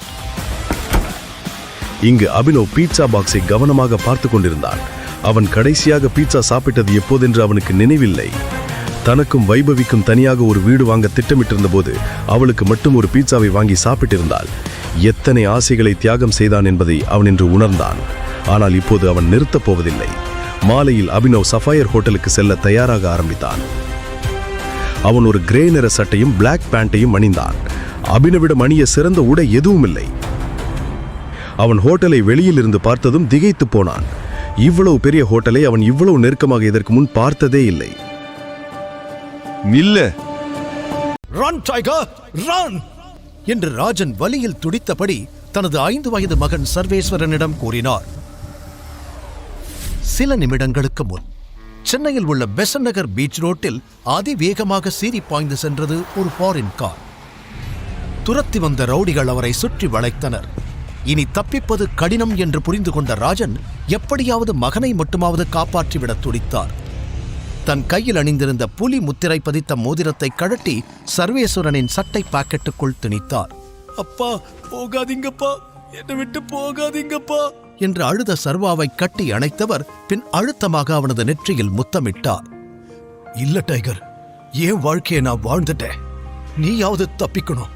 நான் திரும்ப வரலனா அப்பாவை மன்னிச்சிடு என்று கூறிவிட்டு தனது துப்பாக்கியுடன் காரை விட்டு இறங்கியவர் தன்னை சுற்றி வளைத்தவர்களை சுட ஆரம்பித்தார். துப்பாக்கி சத்தத்திற்கு பயந்து தன் காதை பொத்திக் கொண்டான். அடுத்த சில நொடிகளிலேயே ராணாவின் குண்டுகள் ராஜன் நெஞ்சை துளைக்க மண்ணில் சரிந்து விழுந்தார் ராஜன். இந்த துரோகியோட முகத்தை மட்டும் மறந்துடாத டைகர் என்று இறுதியாக சொன்ன ராஜனின் உயிர் பிரிந்தது. அப்பா என்று அலறி அடித்து எழுந்து அமர்ந்தான் சர்வேஸ்வரன். வியர்த்து போயிருந்த தன் முகத்தை துடைத்துக் கொண்டான். கடந்த 18 வருடங்களாக இதே கனவு அவனை தூங்க விடாமல் துரத்தி வருகிறது. கையில் அணிந்திருந்த அந்த புலி முத்திரை மோதிரத்தை பார்த்தவன் தன் அப்பாவை நினைத்துக் கொண்டான். பின் ஒரு பெருமூச்சோடு வேலைக்கு கிளம்ப தயாரானான். சர்வா என்று அழைக்கப்படும் சர்வேஸ்வரன் சென்னையில் உள்ள ஒரு பிரைவேட் கம்பெனியில் டெலிவரி பாய் வேலை செய்கிறான். கடினமான இந்த வாழ்க்கையில் அவனுக்கு இருக்கும் ஒரே ஆறுதல் அவன் காதலி வைஷ்ணவி மட்டும்தான். இன்னைக்கு வைஷ்ணவி பர்த்டே, அவளுக்கு கேக் வாங்கிக்கிட்டு போனா சந்தோஷப்படுவா என்று நேராக ஒரு பேக்கரிக்கு சென்றவன் அங்கு இருந்த ஒரு அழகான கேக்கை பார்த்தான். இது எவ்வளவு? 2000. தனது சட்டை பாக்கெட்டில் இருந்த 100 ரூபாயை பார்த்தவன் அருகில் இருந்த சின்ன சைஸ் பீஸ் கேக்கை பார்த்து இது எவ்வளவு என்று கேட்க, இது ஒரு பீஸ் 50 rupees. ஓகே, இத 2 பேக் பண்ணுங்க என்றான். கேக்கை வாங்கிக் கொண்டவன் ஆசையோடு வைஷ்ணவியை பார்க்க அவளது அபார்ட்மெண்ட்டுக்கு கிளம்பினான். காலிங் பெல்லை அடித்துவிட்டு ஜன்னல் வழியாக பார்க்க உள்ளே டிஸ்கோ லைட், மியூசிக் சத்தம் என்று பெரிய பார்ட்டி நடப்பது போல தெரிந்தது.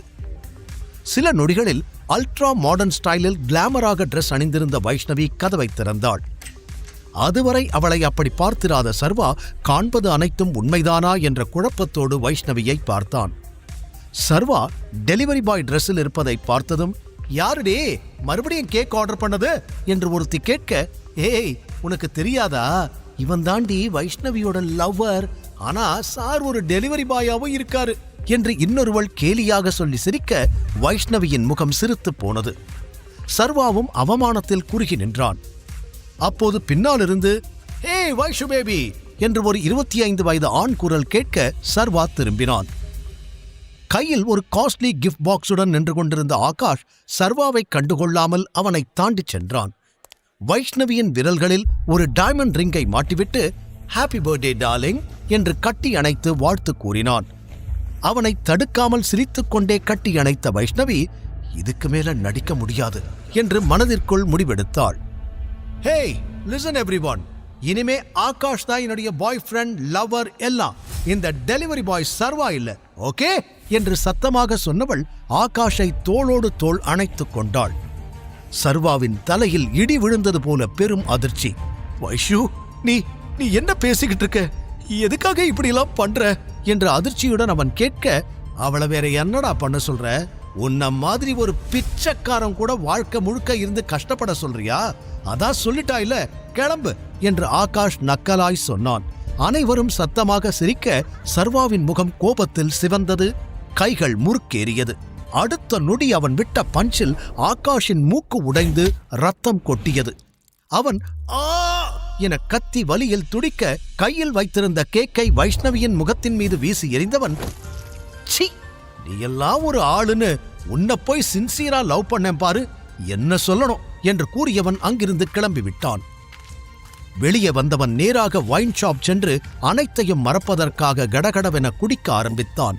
கடைசியாக ரோட்டில் தள்ளாடியபடி நடந்தவன் ஒரு நிலைக்கு மேல் அப்படியே சரிந்து ரோட்டோரமாய் மயங்கி விழுந்தான். அவன் கையில் இருந்த சரக்கு பாட்டில் உருண்டு போய் அந்த ரோட்டின் எதிர்புறம் நின்றிருந்த ஒரு விலை உயர்ந்த காரின் டயரில் மோதி நின்றது. அதற்குள் அமர்ந்து எரிச்சலோடு ஸ்மோக் செய்து கொண்டிருந்தான் தீரஜ். பணக்கார வீட்டு இளைஞனான அவன் சீப்பான சந்தோஷத்திற்காக எந்த எல்லைக்கும் செல்லக்கூடியவன். இந்த வேதிக்காவை என்ன பண்றதுன்னு புரியலையே. ஃபேமிலி பிசினஸ்ல நாளுக்கு நாள் அவளோட கை ஓங்கிட்டே இருக்கு. கழவனும் அவளை நம்ப ஆரம்பிச்சிட்டான். என்ன பண்றது என்று தன் சிஸ்டரை பற்றி தீவிரமாக சிந்தித்துக் கொண்டிருந்தவனின் பார்வை ரோட்டோரமாய் கிடந்த சர்வாவின் மீது பட்டது.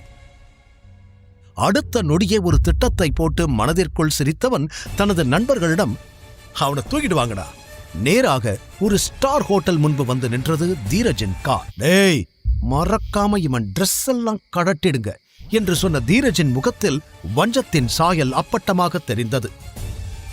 அவன் சொன்ன அதே அறையில்தான் மயக்கத்தில் இருந்தாள் வேதிகா, 20 வயது அழகி. அவள் அருகில் போதையில் இருந்த சர்வாவை படுக்க வைத்துவிட்டு தீரஜ் சொன்னது போல அவன் உடைகளை கழட்டிய ஆட்கள் அங்கிருந்து கிளம்பியிருந்தனர். மறுநாள் காலை வெகுநேரம் கழித்து மெதுவாக கண்களை திறந்த சர்வா ஆடையில்லாமல் ஒரு பெண்ணின் அருகில் தான் இருப்பதைக் கண்டு அதிர்ந்து போனான். நான் எப்படி இங்க வந்தேன்?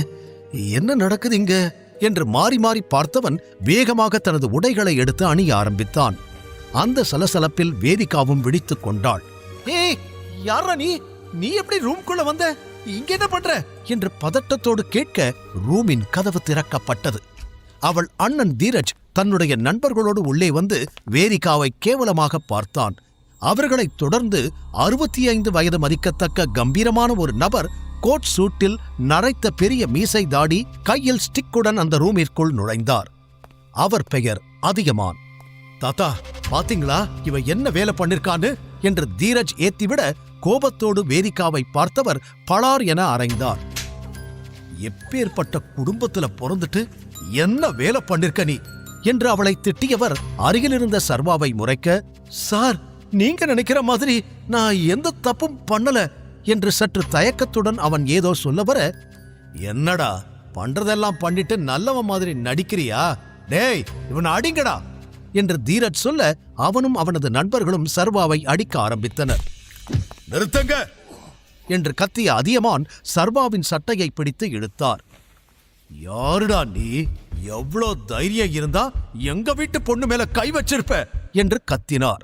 சர்வா பதில் பேச முடியாமல் தடுமாறி நிற்க உடனே அதியமான், எப்ப இப்படி ஒரு தப்பு நடந்துச்சோ இதுக்கு மேல இதை இப்படியே விட்டா சரி வராது. 2 பேருக்கும் உடனே கல்யாணம் பண்ணி வச்சிடணும். நீரஜ், நாளைக்கே அதுக்கான ஏற்பாட்டை பண்ணிடு. இனி இவன் தான் நம்ம குடும்பத்தோட மாப்பிள்ளை, வேதிகாவோட புருஷன் என்று அழுத்தமாக கூற வேதிகா அதிர்ச்சியில் மலைத்து நின்றாள். தாத்தா, நீங்க தப்பா புரிஞ்சுக்கிட்டீங்க, நான் சொல்றது கொஞ்சம் கேளுங்க என்று அவள் பதற்றத்துடன் சொல்ல அவளை முறைத்தவர், எதுவும் பேச தேவையில்லை, இவனை கூட்டிட்டு இப்பவே கிளம்பு. சாயங்காலம் விக்ரமனோட பார்ட்டி இருக்கு, அங்க இவன் தான் உன்னுடைய ஃபியான்சேன்னு எல்லாருக்கும் இன்ட்ரோடியூஸ் பண்ணி வைக்கணும் என்று கண்டிப்புடன் சொல்லியவர், நான் சொன்னதை மீறி ஏதாவது நடந்துச்சு அப்புறம் நீ திரும்ப வீட்டுக்குள்ளேயே வர முடியாது என்று மிரட்டிவிட்டு சென்றார். தீரஜும் தன் திட்டம் வெற்றியடைந்த மகிழ்ச்சியில் வேதிகாவை பார்த்து நக்கலாக சிரித்துவிட்டு சென்றான்.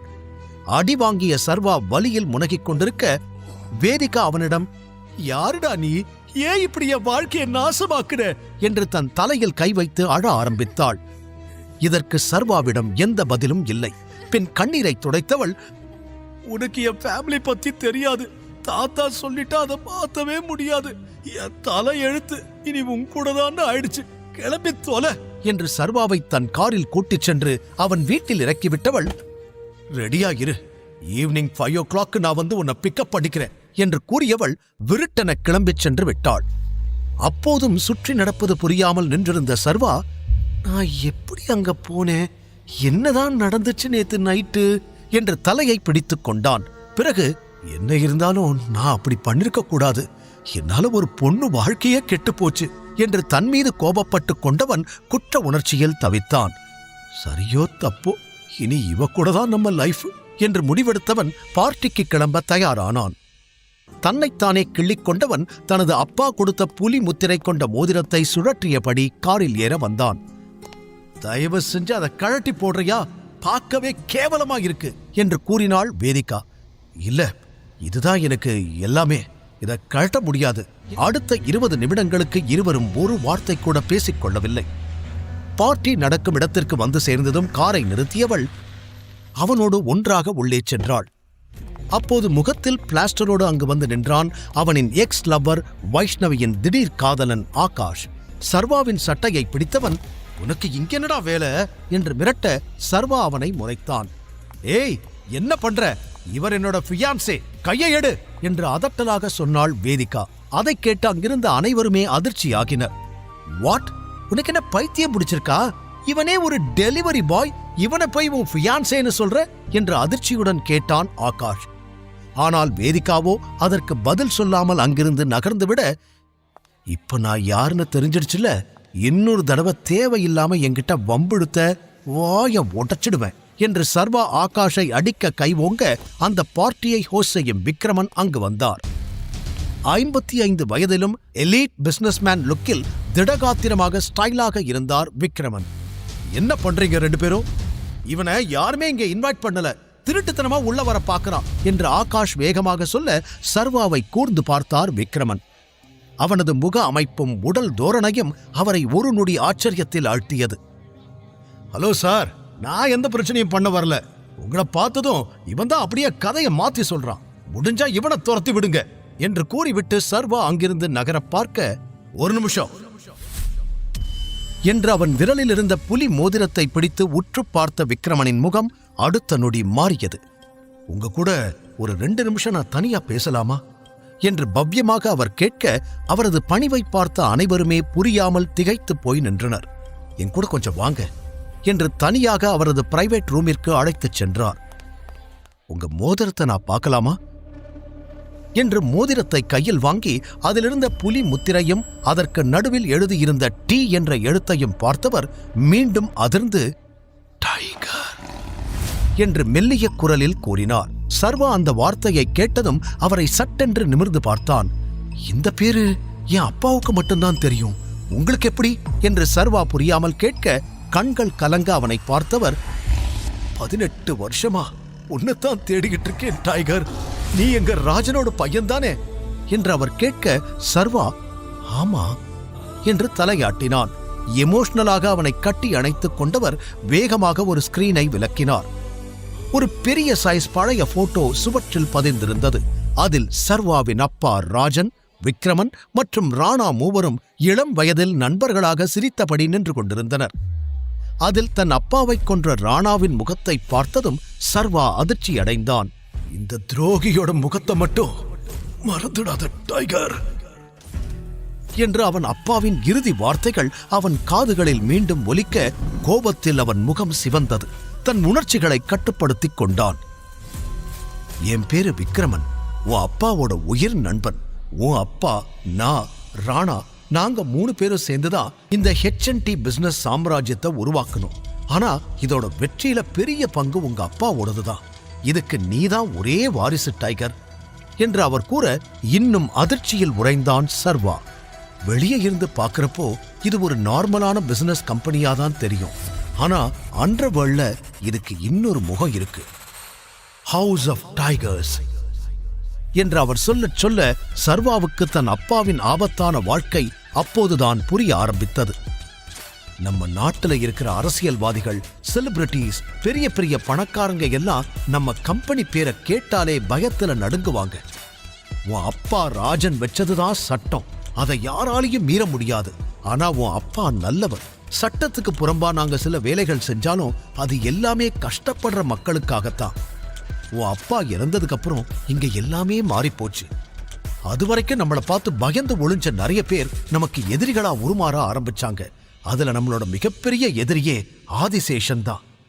அவனும் பல வருஷமா உன்னை தேடி கண்டுபிடிச்சு எப்படியாவது கொலை பண்ணணும்னு தான் வெயிட் பண்ணிக்கிட்டு இருக்கான். உன் அப்பா பண்ண புண்ணியத்துல இத்தனை வருஷமா நீ அவன்கிட்ட இருந்து தப்பிச்சிட்ட என்று விக்ரமன் ஒரே மூச்சில் பிளாஷ்பேக்கை சொல்ல சர்வா நிதானமாக கேட்டுக்கொண்டிருந்தான். இப்போ ராணாவோட மகன் சூர்யா தான் நம்ம பிசினஸ மொத்தமா பாத்துக்கிட்டு இருக்கான். ஆனா நீ திரும்பி வந்துட்டதால இன்னையில இருந்து நீ தான் இங்க எல்லாமே. இந்த கம்பெனியோட மொத்த கண்ட்ரோல் உன் கைக்கு சீக்கிரமே வந்துடும். இந்த நாளுக்காகத்தான் நான் இவ்வளவு நாள் வெயிட் பண்ணிக்கிட்டு இருந்தேன். உன் அப்பா கூட வேலை பார்த்த மாதிரியே இனி உன் கூட வேலை பார்க்க போறது எனக்கு ரொம்ப சந்தோஷமா இருக்கு. Yes, the tiger has returned என்று உணர்ச்சி வேகத்தில் விக்ரமன் அவனை கட்டி அணைத்துக் கொள்ள சர்வாவின் உலகம் ஒரே நாளில் தலைகீழாய் மாறி இருந்தது. போட்டோவில் சிரித்தபடி இருந்த தன் அப்பாவையே பார்த்தபடி கண் கலங்கி நின்றான். தன் நிலையை எண்ணி பார்த்தான். நேற்று வரை அவன் பாக்கெட்டில் 100 ரூபாய்தான் அதிகபட்சமாகவே இருந்தது. ஆனால் இன்று அவன் பல 1000 கோடி மதிப்புள்ள கம்பெனியின் ஓனர். சர்வா தன் அப்பாவின் மரணத்திற்கு காரணமான ராணாவை எப்படி பழிவாங்கப் போகிறான்? ஒரு சாதாரண டெலிவரி பாய் எப்படி டைகராக இந்த பெரிய பிசினஸ் சாம்ராஜ்யத்தை கண்ட்ரோல் செய்ய போகிறான்? வேதிகாவுடனான திருமண வாழ்க்கை எப்படி அமையப் போகிறது? இனி டைகர் வாழ்க்கையில் நடக்கப் போவது S, the tiger has returned என்று உணர்ச்சி வேகத்தில் விக்ரமன் அவனை கட்டி அணைத்துக் கொள்ள சர்வாவின் உலகம் ஒரே நாளில் தலைகீழாய் மாறி இருந்தது. போட்டோவில் சிரித்தபடி இருந்த தன் அப்பாவையே பார்த்தபடி கண் கலங்கி நின்றான். தன் நிலையை எண்ணி பார்த்தான். நேற்று வரை அவன் பாக்கெட்டில் 100 ரூபாய்தான் அதிகபட்சமாகவே இருந்தது. ஆனால் இன்று அவன் பல 1000 கோடி மதிப்புள்ள கம்பெனியின் ஓனர். சர்வா தன் அப்பாவின் மரணத்திற்கு காரணமான ராணாவை எப்படி பழிவாங்கப் போகிறான்? அந்த நிமிடம் அவன் தன்னை கண்ட்ரோல் செய்து கொண்டதால் நிதானத்திற்கு வந்தான். ஆமா, நீங்க எவ்வளவு பெரிய ஆளு, உங்களால ஏன் என்ன கண்டுபிடிக்கவே முடியல? நீங்க கொஞ்சம் முயற்சி பண்ணி இருந்தா எப்பவோ என்ன கண்டுபிடிச்சிருக்கலாமே என்று சர்வா விக்ரமனிடம் சூசகமாக கேட்டான். என்ன டைகர் இப்படியெல்லாம் கேட்கிற? உன்னை நாங்க தேடாத நாளே இல்ல. உன்னோட சின்ன வயசு போட்டோ மட்டும்தான் என்கிட்ட இருந்துச்சு. அதை வச்சு உன்னை கண்டுபிடிக்க எவ்வளவோ ட்ரை பண்ணோம், ஆனா முடியல. பரவாயில்ல, இப்ப நீ வரவேண்டிய இடத்துக்கு சரியா வந்துட்ட. நீ உயிரோட இருக்கேன்னு தெரிஞ்சா சூர்யாவும் மத்த டீம் மெம்பர்ஸும் ரொம்ப சந்தோஷப்படுவாங்க என்று விக்ரமன் ஆசையோடு கூற சூர்யாவின் பெயரை கேட்டதும் சர்வாவின் முகம் இறுகி போனது. ராணா என் அப்பாவை கொன்னாங்கிறது இவங்க யாருக்குமே தெரியாது போல. அதனாலதான் அவர் பையன் சூர்யாவை தலைவனா இருக்க விட்டுருக்காங்க. இதை இன்னும் டீடைலா தெரிஞ்சுக்கணுமே என்று யோசனை செய்தான் சர்வா. அப்போது அவன் முன்னால் அந்த செக்கை நீட்டினார் விக்ரமன். அதில் 50 கோடி என்று எழுதப்பட்டிருந்தது.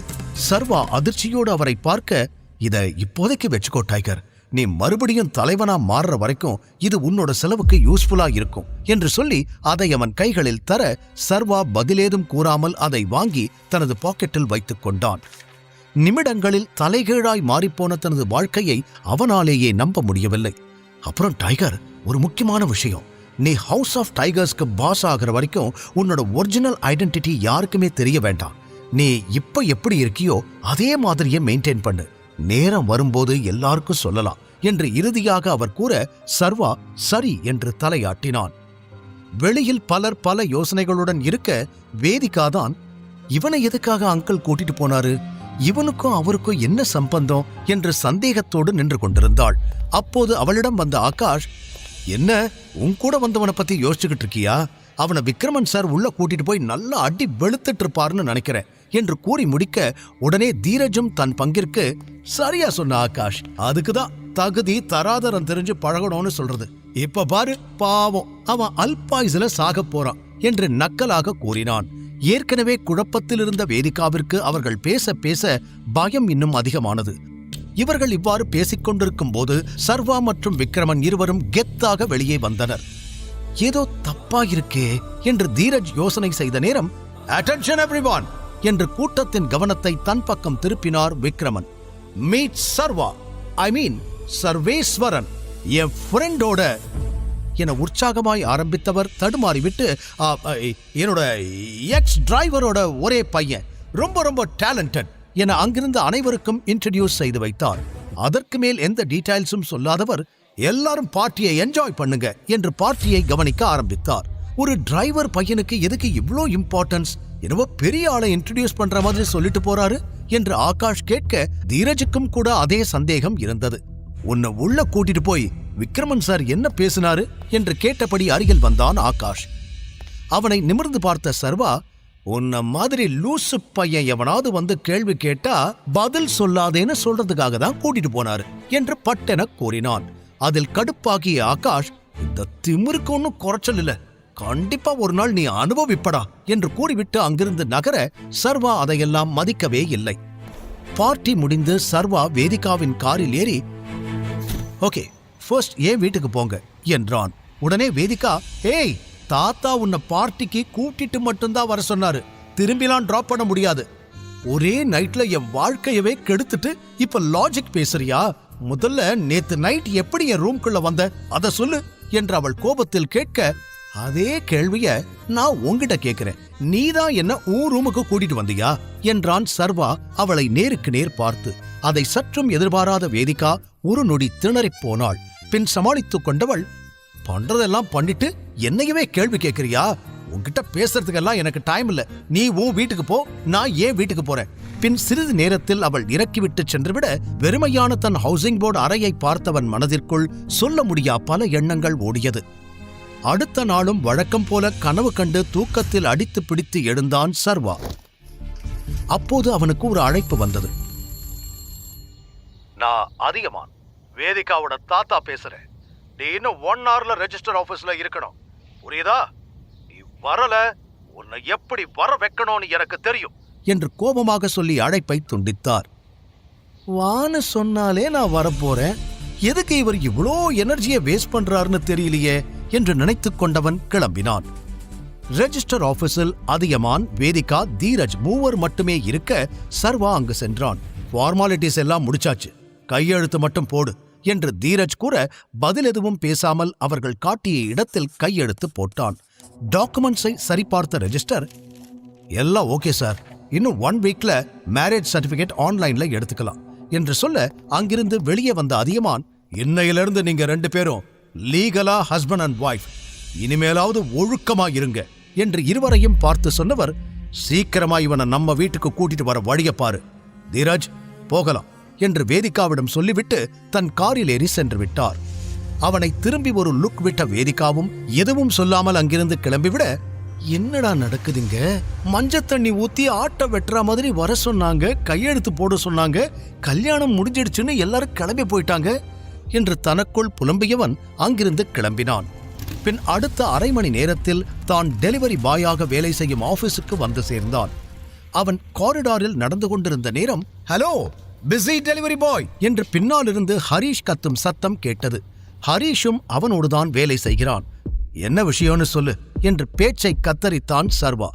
பாஸ் உன்னை கூப்பிடுறாரு, நேத்து இன்ஃபார்ம் பண்ணாம வேலைக்கு லீவ் போட்டுட்ட, அப்புறம் இன்னைக்கும் லேட்டு என்று சொல்ல, தன் பாஸின் கேபினுக்கு சென்ற சர்வா, குட் மார்னிங் சார் என்று சொல்ல, இந்த ஒண்ணுதான் குறைச்சல், நேத்து எதுக்கு லீவ் போட்ட என்று கத்த, சார் மாசத்துக்கு ஒரு தடவை கேஷுவல் லீவ் எடுக்கலாம் இல்ல என்றான் சர்வா நியாயமாகவே.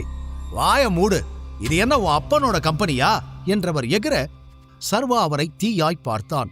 என்ன முறைக்கிற, இப்பவே இடத்த காலி பண்ணு, இனிமே உனக்கு இங்க வேலை கிடையாது என்று சொல்ல, எப்படியும் தனக்கு இந்த நிலைமை வரும் என்றவன் ஏற்கனவே யூகித்து வைத்திருந்தான். ஆகாஷுக்கு அவனுடைய பாஸை நன்றாகவே தெரியும், அதனால்தான் தன் வேலை போகிறது என்று புரிந்து கொண்டவன், சரி நான் போறேன், ஆனா அதுக்கு முன்னாடி இந்த மாசம் நான் பார்த்த வேலைக்கான சம்பளத்தை கொடுங்க என்று கேட்க, அவன் பாஸ் மேலும் கோபமாகி, அப்படியா, அப்ப கொஞ்ச நேரம் பொறு, உன் சம்பளத்தை இப்பவே கொடுத்துடுறேன் என்று அழுத்தி கூறியவர் அங்கிருந்த பெல்லை தட்ட அடுத்த நிமிடம் உள்ளுக்குள் தடிதடியாக 4 பவுன்சர்கள் வந்தார்கள். இவனை கழுத்த பிடிச்சு வெளியே தள்ளுங்க என்று கத்தினார். அடுத்த சில நொடிகளில் அங்கு ஒரு ஆக்ஷன் அதகளமே அரங்கேறியது. அவனது ஒவ்வொரு அடியிலும் அலறல் சத்தம் எதிரொலித்தது. கையிலிருந்த ரத்தத்தை உதறிய சர்வா, என்னோட சம்பளம் என நேராக பாஸிடம் கையை நீட்ட, அவரோ வேர்த்து போய் டிராயரில் வைத்திருந்த 25,000 ரூபாய் பணத்தை எடுத்து தர சர்வா வெடுக்கென்று புடுங்கிக் கொண்டான். இத முன்னமே பண்ணிருக்கலாம் இல்ல என்று சொல்லிவிட்டு சர்வா வெளியே செல்லும் முன் மீண்டும் பாஸை பார்த்து, இன்னொரு தடவை என் அப்பாவை பத்தி பேசுன உன்னை உயிரோட குழி தோண்டி புதைச்சிடுவேன் என்று மிரட்ட, இதுவரை சர்வாவின் கோபத்தை பார்த்திராத பாஸ் மிரண்டு போனார். பின் சர்வா வெளியே வர திடீரென்று அவனுக்கு ஒரு அன்னோன் நம்பரிலிருந்து கால் வந்தது. ஹலோ, யாரு என்றவன் விசாரிக்க அந்த பக்கம் விக்ரமன் தான் பேசினார். டைகர், இன்னைக்கு ஒரு முக்கியமான ஆள்கிட்ட உன்னை நான் அறிமுகப்படுத்த போறேன். நம்ம மாஃபியா வேர்ல்டுல அவருக்குன்னு ஒரு பெரிய நேம் இருக்கு. உன்னோட அப்பா, நான், அவரெல்லாம் அந்த காலத்துல இருந்தே நல்ல பழக்கம். அவரோட பேரு கரிகாலன் என்று சொல்ல, சர்வாவோ கரிகாலனின் பெயரை கேட்டவுடன் தனி யோசனையில் நின்று விட்டான். சென்னையில் கரிகாலன் என்ற பெயரை கேட்டாலே பயத்தில் ஒரு மரியாதை வந்து தானாக ஒட்டிக்கொள்ளும். அந்த அளவிற்கு அவருக்கென்று ஒரு இமேஜ் அனைவர் மனதிலும் இருக்கிறது. எனவே அப்படிப்பட்ட பெரிய மனிதரை தான் சந்திக்கப் போகிறோம் என்று யோசித்த பொழுதே சர்வாவுக்கு பின்னந்தலை சிலிர்த்தது. இன்னொரு பக்கம் அதே கரிகாலனுக்குத்தான் வருங்காலத்தில் தான் லீடராக போகிறோம் என்ற எண்ணமே அவன் இரத்த ஓட்டத்தை அதிகமாக்கியது. விக்ரமன் உண்மையிலேயே சர்வாவை ஹவுஸ் ஆஃப் டைகர்ஸுக்கு தலைவனாக்க விரும்புகிறாரா, இல்லை இது சர்வாவை சுற்றி விரிக்கப்படும் சூழ்ச்சி வலையா? சென்னையில் கரிகாலன் என்ற பெயரை கேட்டாலே பயத்தில் ஒரு மரியாதை வந்து தானாக ஒட்டிக்கொள்ளும். அந்த அளவிற்கு அவருக்கென்று ஒரு இமேஜ் அனைவர் மனதிலும் இருக்கிறது. எனவே அப்படிப்பட்ட பெரிய மனிதரை தான் சந்திக்கப் போகிறோம் என்று யோசித்த பொழுதே சர்வாவுக்கு பின்னந்தலை சிலிர்த்தது.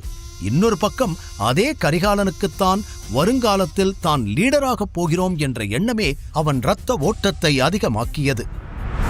அந்த இடத்திற்கு வந்ததும் ஹோட்டல் விஸ்தாராவின் பிரம்மாண்டத்தில் ஒரு நொடி ஆடிப்போனான். அவசியம் இங்க போய் கரிகாலனை மீட் பண்ணியே ஆகணுமா என்று மீண்டும் அதே சந்தேகம் வந்தது. நில்லு, யார் நீ என்று செக்யூரிட்டி தடுத்தார். உள்ள போறேன், ஏன் கேக்குறீங்க? நீ எல்லாம் இங்க வரக்கூடாது, இங்கிருந்து போ, இது பெரிய பெரிய ஆளுக வர இடம் என்று சர்வாவின் உடையை பார்த்து எரிச்சலுடன் சொன்னார். அதில் கடுப்பான சர்வா, என்ன சொல்றீங்க, எதுக்காக என்ன உள்ள விட மாட்டீங்க என்று மீண்டும் கேட்டான். என்ன நீ, அதான் சொல்றல, தேவையில்லாம இங்க நின்னு சீன் போடாம கிளம்பி போ என்று அவனை விரட்டுவதிலேயே குறியாக இருந்தார். நீங்க என்ன 5 நிமிஷத்துக்கு முன்னாடி பார்த்திருப்பீங்களா? உடனே என்ன பத்தி எல்லாமே தெரிஞ்ச மாதிரி என்ன வெளியே போன்னு சொல்றீங்க. நான் இங்க முக்கியமான ஒருத்தரை மீட் பண்றதுக்காக வந்திருக்கேன், உள்ள போய் ஆகணும் என்று சர்வா பொறுமையுடன் கூற, உன்னை பார்த்தாலே தெரியுது நீ ஒரு லோ கிளாஸ் பையன்னு. உன்னெல்லாம் உள்ள விட்டுட்டு என் வேலைக்கு ஆப்பு வச்சுக்க முடியாது, ஒழுங்கா இங்கிருந்து போயிடு, இல்ல அவ்வளவுதான் என்று அவர் பேசிக்கொண்டே போக சர்வாவிற்கு ரத்தம் கொதித்தது. தன்னை கட்டுப்படுத்திக் கொண்டவன் விக்ரமனுக்கு போன் செய்தான். என்ன டைகர், ஹோட்டலுக்கு வந்துட்டியா என்று அவர் கேட்க, வந்துட்டேன், ஆனா இந்த செக்யூரிட்டி என்ன உள்ள விட மாட்டேன்னு சொல்றாரு. நீங்க எந்த டேபிள் புக் பண்ணிருக்கீங்க, கொஞ்சம் சொல்ல முடியுமா என்று சர்வா கேட்க, டேபிளா, இந்த ஹோட்டலே என்னோடதுதான் சர்வா, நீ முதல்ல உள்ள போ, மத்ததெல்லாம் நான் பாத்துக்கிறேன். இட்ஸ் ஓகே அங்கிள், நீங்க வாங்க, நான் வெயிட் பண்றேன் என்று கூறிய சர்வா போனை கட் செய்துவிட்டு மீண்டும் செக்யூரிட்டியை பார்த்தான். அப்போது, ஏய் இங்க பாரு வைஷு, உன்னோட எக்ஸ் பாய் ஃப்ரெண்ட் நின்னுகிட்டு இருக்கான் என்று ஒரு குரல் கேட்க பின்னால் திரும்பி பார்த்தான் சர்வா. வைஷ்ணவி, ஆகாஷ் மற்றும் சில ஃப்ரெண்ட்ஸ் கூட்டம் அங்கே வந்து நின்றது. ஏய், அவன் என்னோட பாய் ஃப்ரெண்டுன்னு சொல்லாதேன்னு எத்தனை தடவை சொல்றது, இன்னொரு டைம் அப்படி சொன்ன அவ்வளவுதான், என் இமேஜே போயிடும் போல என்று ஏதோ சர்வாவால் தான் அசிங்கப்பட்டது போல வெகுவாய் முகத்தை சுளித்துக் கொண்டாள் வைஷ்ணவி. ஆமா, என்ன பாய் ஃப்ரெண்டுன்னு சொன்னா உனக்கு அசிங்கமா தான் இருக்கும், ஏன்னா நான் எப்பவும் ஒரே மாதிரி உண்மையா இருக்கிறவன்.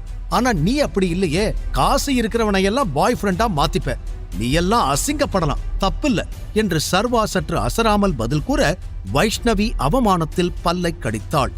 அது சரி, நீ இங்க என்ன பண்ணிக்கிட்டு இருக்க, ஹோட்டல்ல வெறிக்க பார்த்துக்கிட்டு இருக்க போல, யாரும் உள்ள விடலையோ என்று ஆகாஷ் கேலியாக கேட்டான்.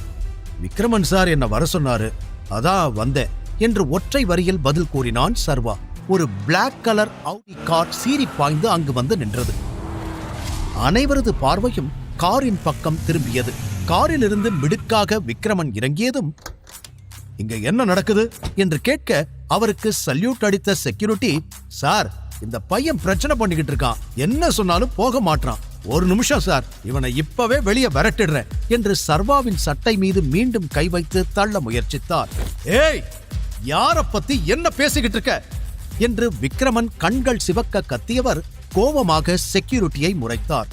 முதல்ல யாரு என்னன்னு தெரிஞ்சுக்கிட்டு மரியாதையா பேசு. அவர் என்னோட கெஸ்ட், இப்படித்தான் அவரை ட்ரீட் பண்ணுவியா? இதுக்கு மேல ஒரு நிமிஷம் கூட நீ இங்க வேலை பார்க்க கூடாது. அவுட், போ வெளியே. என் கண்ணு முன்னாடி வந்த உன்னை கொன்னுடுவேன் என்று விக்ரமன் கோபமாக கத்த அனைவரும் நடப்பதை நம்ப முடியாத அதிர்ச்சியோடு பார்த்தனர். சரி வா, நாம உள்ள போலாம் என்று அவனை தட்டி கொடுத்து அவனோடு சேர்ந்து விக்ரமன் நடக்க ஆரம்பிக்க, என்னடா நடக்குதுங்க, இவனுக்கு இவ்வளோ மரியாதையா என்பது போல வைஷ்ணவி ஆகாஷ் கூட்டம் பேய் அறைந்தது போல் நின்று கொண்டிருந்தது. அடுத்த சில நிமிடங்களில் பிரைவேட் லிஃப்ட் ஓபன் ஆக கேங்ஸ்டர் கரிகாலன் தன் பாடிகார்ட்ஸுடன் உள்ளே வந்தார். அவர் கையசைக்க பாடிகார்ட்ஸ் வெளியேறினர். அந்த பிரைவேட் ஸ்வீட் ரூமில் 3 மட்டுமே இப்போது அமர்ந்திருந்தனர். சுருட்டை இழுத்து புகையை விட்ட கரிகாலனின் கண்கள் சர்வாவை ஆழமாக பார்த்து அலசியது. சர்வாவும் இமைக்காமல் கரிகாலனையே பார்த்து கொண்டிருந்தான். பின் சுருட்டை அணைத்த கரிகாலன் விக்ரமனிடம், நீ சொன்ன அந்த ஸ்பெஷல் பர்சன் இந்த பொடியந்தானா என்று நக்கலாக கேட்க விக்ரமன் சீரியஸ் ஆனார். கரிகாலா, 18 வருஷத்துக்கு முன்னாடி ஹவுஸ் ஆஃப் டைகர்ங்கிற பேரை கேட்டாலே எல்லாரும் பயந்து நடுங்குவாங்க. காரணம், டைகர் ராஜன். ஏழைங்களுக்கு ராஜன் மேலே இருந்த மரியாதையும் அதிகாரத்துல இருக்கிறவங்களுக்கு ராஜன் மேலே இருந்த பயமும் அவரை இந்த மாஃபியா வேர்ல்டுக்குள்ள ஒரு பெரிய கேங்ஸ்டர் ஆக்குச்சு. And he ruled this mafia world. அது உனக்கே நல்லா தெரியும் என்று உணர்ச்சி பொங்க சொல்ல அதை ஆமாம் என்று தலையசைத்து ஆமோதித்தார் கரிகாலன். ஆனா ராஜன் இறந்ததுக்கு அப்புறம் இங்க எல்லாருக்கும் பயம் விட்டு போச்சு. சரியான லீடர் இல்லாம அண்டர்வேர்ல்டுக்குள்ளேயே ஏகப்பட்ட பிரச்சனை. இந்த ஹவுஸ் ஆஃப் டைகர்ஸ அடியோட காலி பண்ண வெளியே நிறைய பேர் காத்துக்கிட்டு இருக்காங்க. மாத்தணும் கரிகாலா, பழையபடி எல்லாத்தையும் மாத்தணும், இவன் மாத்துவான் என்றார். உடனே கரிகாலன் சந்தேகத்தோடு, இவனா? எப்படி? யார் இவன் என்று கேட்க, உனக்கு முன்னாடி உட்கார்ந்து இருக்கிறது சாதாரண பொடியன் இல்ல கரிகாலா, டைகர். பேரு சர்வா. நம்ம ராஜனோட ஒரே பையன். அவன் அப்பா விட்டு போன எல்லாத்தையும் திருப்பி எடுக்கிறதுக்காக வந்திருக்கான். Yes, the tiger has come back. Karikalan சர்வாவை சில நொடிகள் கண்ணிமைக்காமல் பார்த்தார். பின் தன்னிலைக்கு வந்தவர் அவனை மேலும் கீழும் பார்த்துவிட்டு, இத்தனை வருஷமா ஒரு இடம் விடாம தேடியும் கிடைக்காத உங்க டைகர் இப்ப எப்படி கிடைச்சான்? இவ்வளவு நாள் எங்க இருந்தா, என்ன பண்ணிக்கிட்டு இருந்தா என்று கேட்டார். அதெல்லாம் ஒரு பெரிய கதை. ஒரு வழியா எங்க டைகர் எங்க கிட்ட வந்து சேர்ந்தாச்சு. இனிமே டைகர் தான் எல்லாமே என்று விக்ரமன் பேசிக்கொண்டே போக அதை கேட்டு சிரித்த கரிகாலன், இவனை நம்பி அவ்வளோ பெரிய பொறுப்பை எப்படி கொடுக்க முடியும்? அதான் நான் வேண்டான்னு சொல்றேன் என்று நம்பிக்கை இல்லாமல் தலையாட்டிய கரிகாலன், எனக்கு இது சரியா வரும்னு தோணல என்று பட்டென கூறிவிட்டார். நோ, டைகர் கிட்ட இப்படியெல்லாம் பேசக்கூடாது கரிகாலன், பார்த்து பேசு, இல்லனா விளைவுகள் மோசமாயிருக்கும் என்று விக்ரமன் உடனே கூற, இங்க பாரு, இப்ப கூட அவனுக்காக நீதான் ரோசப்பட்டு பேசிக்கிட்டு இருக்க. அவன் எதுவும் பேசலையே. ராஜனோட பிளட்டா இருந்திருந்தா இந்நேரம் நான் பேசினதுக்கு என் பல்லு எகிரி இருக்கும் என்று மீண்டும் சர்வாவை ஆழமாக பார்த்தார் கரிகாலன். அது சர்வாவின் தன்மானத்தை சீண்டியது. அவன் கண்களில் சட்டென கோபம் தெரித்தது. ஆனாலும் தன்னை கண்ட்ரோல் செய்து கொண்டவன், இங்க பாருங்க, வெறும் பஞ்ச் டயலாக் பேசுறவன் மட்டும் ஹீரோ கிடையாது. நீங்க நிறைய சினிமா பார்த்து கெட்டு போயிருக்கீங்க. அதான் என்ன பார்த்தா உங்களால டைகர்னு நம்ப முடியல. எப்ப எதை செய்யணும், யார்கிட்ட என்ன பேசணும்னு எனக்கு தெரியும். நான் தான் டைகர். என்னுடைய இடத்தை திரும்ப எடுக்கிறதுக்காகத்தான் நான் இங்க வந்திருக்கேன். அதை எப்படி எடுக்கணும்னு எனக்கு தெரியும் என்று அழுத்தமாக கூறினான் சர்வா. அவனது தன்னம்பிக்கையும் தைரியத்தையும் கவனித்த கரிகாலன் எழுந்து நின்றார். அப்போ நீதான் டைகர், கரெக்டா? இங்க பாரு, நீன்னு இல்ல, இந்த பட்டத்தை தேடி யார் வந்திருந்தாலும் நான் இதைத்தான் பேசியிருப்பேன். இவ்வளவு வருஷம் நீ எங்க இருந்தேன்னு தெரியல. திடீர்னு ஒரு நாள் நான் தான் உங்க டைகர் திரும்ப வந்துட்டேன் அப்படின்னு சொன்னா எல்லாத்தையும் உன்கிட்ட ஒப்படைச்சிட்டு உன் பின்னாடி எங்களால வந்துட முடியாது. அதுக்கு நீ தகுதியான ஆளான்னு நாங்க தெரிஞ்சுக்கணும். நீதான் அதை நிரூபிக்கணும் என்று கரிகாலன் சொன்னதும் அவர் தன்னிடம் ஏதோ எதிர்பார்க்கிறார் என்பதை சர்வா புரிந்து கொண்டான். சரி, நான் என்ன பண்ணணும் என்று பேச்சை வளர்க்காமல் நேருக்கு நேர் கேட்டான். உன்னை பத்தி ஆல்ரெடி விக்ரமன் நிறைய பெருமை பேசிட்டான். ஆனா என்னாலதான் உன்னை டைகர்னு அக்செப்ட் பண்ணிக்க முடியல. சோ உனக்கு ஒரு சேலஞ்ச் கொடுக்கலான்னு இருக்கேன் என்று கரிகாலன் சொன்னதும் விக்ரமன் திகைத்தார். நாம 2 பேரும் ஒரு ஃபைட் வச்சுக்கலாம். நீ தோத்து போயிட்டா கொடுக்கிற பணத்தை வாங்கிட்டு இதோட இங்கிருந்து போயிடணும். திரும்ப வரவே கூடாது. ஒருவேளை ஜெயிச்சா நீ என்ன சொன்னாலும் கேட்க நான் தயார் என்று தெளிவாக கூறினார். சர்வா சில நொடிகள் யோசித்தான். விக்ரமனுக்கு இது எதுவும் சரியாக படவில்லை. சர்வாவை மட்டுமே பார்த்து கொண்டிருக்க அவனும் சிறிய புன்னகையோடு எப்ப சண்டை போட போறோம் என்று கேட்டான். சர்வாவின் தைரியத்தைக் கண்டு கரிகாலன் முகத்தில் ஒரு மர்ம சிரிப்பு தோன்றியது. எப்போ எங்கன்னு தானே தெரிஞ்சுக்கணும், இப்பவே சொல்றேன். ஆனா அப்புறம் பயந்து ஓடிடக்கூடாது என்றதும் சர்வாவோ கொஞ்சம் கூட அசராமல் எழுந்து நின்று நேருக்கு நேராக கரிகாலனை பார்த்து கம்பீரமாக புன்னகை செய்தான். சர்வாவின் தைரியத்தைக் கண்டு கரிகாலன் முகத்தில் ஒரு மர்ம சிரிப்பு தோன்றியது. எப்போ எங்கன்னு தானே தெரிஞ்சுக்கணும், இப்பவே சொல்றேன். ஆனா அப்புறம் பயந்து ஓடிடக்கூடாது என்றதும் சர்வாவோ கொஞ்சம் கூட அசராமல் எழுந்து நின்று நேருக்கு நேராக கரிகாலனை பார்த்து கம்பீரமாக புன்னகை செய்தான். திடீரென வந்த சர்வாவை டைகராக ஏற்றுக்கொள்ள முடியாது என கேங்ஸ்டர் கரிகாலன் சர்வாவை சண்டைக்கு அழைத்தார். சிறிது நேரத்தில் கரிகாலன் மற்றும் சர்வா இருவரும் அந்த பாக்ஸிங் ஏரியாவிற்கு வந்து சேர்ந்தனர். அங்கிருந்த தனது பவுன்சர்களை எல்லாம் கொஞ்சம் வெளியில இருங்க என்று அனுப்பி வைத்தார் விக்ரமன். கரிகாலன் சண்டைக்கு தயாராக சர்வாவும் தனது சட்டையை கழட்டி வைத்தான். ரிங் உள்ளே நுழையும் முன், நல்லா யோசிச்சுக்கோ, இதுவரைக்கும் இந்த ரிங்ல நான் தோத்ததே இல்லை என்று கர்வத்துடன் கூறினார் கரிகாலன். ஆமா சர்வா, இதுவரைக்கும் கரிகாலனை யாருமே ஜெயிச்சதில்லை என்று இன்னொரு புறம் விக்ரமன் கூற, அதுக்கு காரணம் இதுவரைக்கும் அவர் என்ன ஃபேஸ் பண்ணதில்லை, அதான் இன்னைக்கு நான் வந்துட்டேன் இல்ல, எல்லா ஹிஸ்டரியையும் மாத்தி எழுதிடலாம் என்று கான்பிடன்ஸுடன் பேசிய சர்வா ரிங்கின் உள்ளே எகிரி குதித்தான். சண்டையை ஆரம்பிப்பதற்கு முன்னால் கரிகாலன் விக்ரமனிடம், யார் மேல பெட் கட்ட போற, என் மேலையா இல்ல உன்னோட இந்த புது டூப்ளிகேட் டைகர் மேலையா என்று சிரித்துக் கொண்டே கேட்டார். இது என்ன கேள்வி, நான் டைகர் பக்கம்தான் என்று பட்டென கூறினார் விக்ரமன். அதை கேட்டதும் கரிகாலன் சத்தமாக சிரித்தார். நீ இவன் பக்கம்தான் நிப்பேன்னு எனக்கு நல்லாவே தெரியும். பாரு, உன்னோட இந்த புலிக்குட்டி இப்ப என்கிட்ட அடி வாங்கி எப்படி பூனைக்குட்டியா மாறி ஓட போகுதுன்னு என்று தெனாவட்டாக கூறிய கரிகாலன் சர்வாவுடன் சண்டையிட தயாரானார். விக்ரமன் வேறு வழி இல்லாமல், கடவுளே, சர்வாவுக்கு எதுவும் ஆகிடக்கூடாது என்று மனதில் நினைத்தபடி அங்கிருந்த பெல்லை அடித்து முதல் ரவுண்டை தொடங்கி வைத்தார். பெல் அடித்த அடுத்த செகண்ட் சர்வாவிற்கு யோசிக்க கூட நேரம் கொடுக்காத கரிகாலன் அவனை முகத்தில் குத்துவதற்காக ஓடி வந்தார். அதை பார்க்க பெரிய காட்டு யானை தன்னை நோக்கி வருவது போல சர்வாவிற்கு தோன்றியது. ஆனால் அவன் பயப்படவில்லை. ரொம்ப கூலாக அவர் அடியிலிருந்து தப்பித்துக் கொண்டான். அவன் முகத்தில் அதீத நிதானம்தான் தெரிந்தது.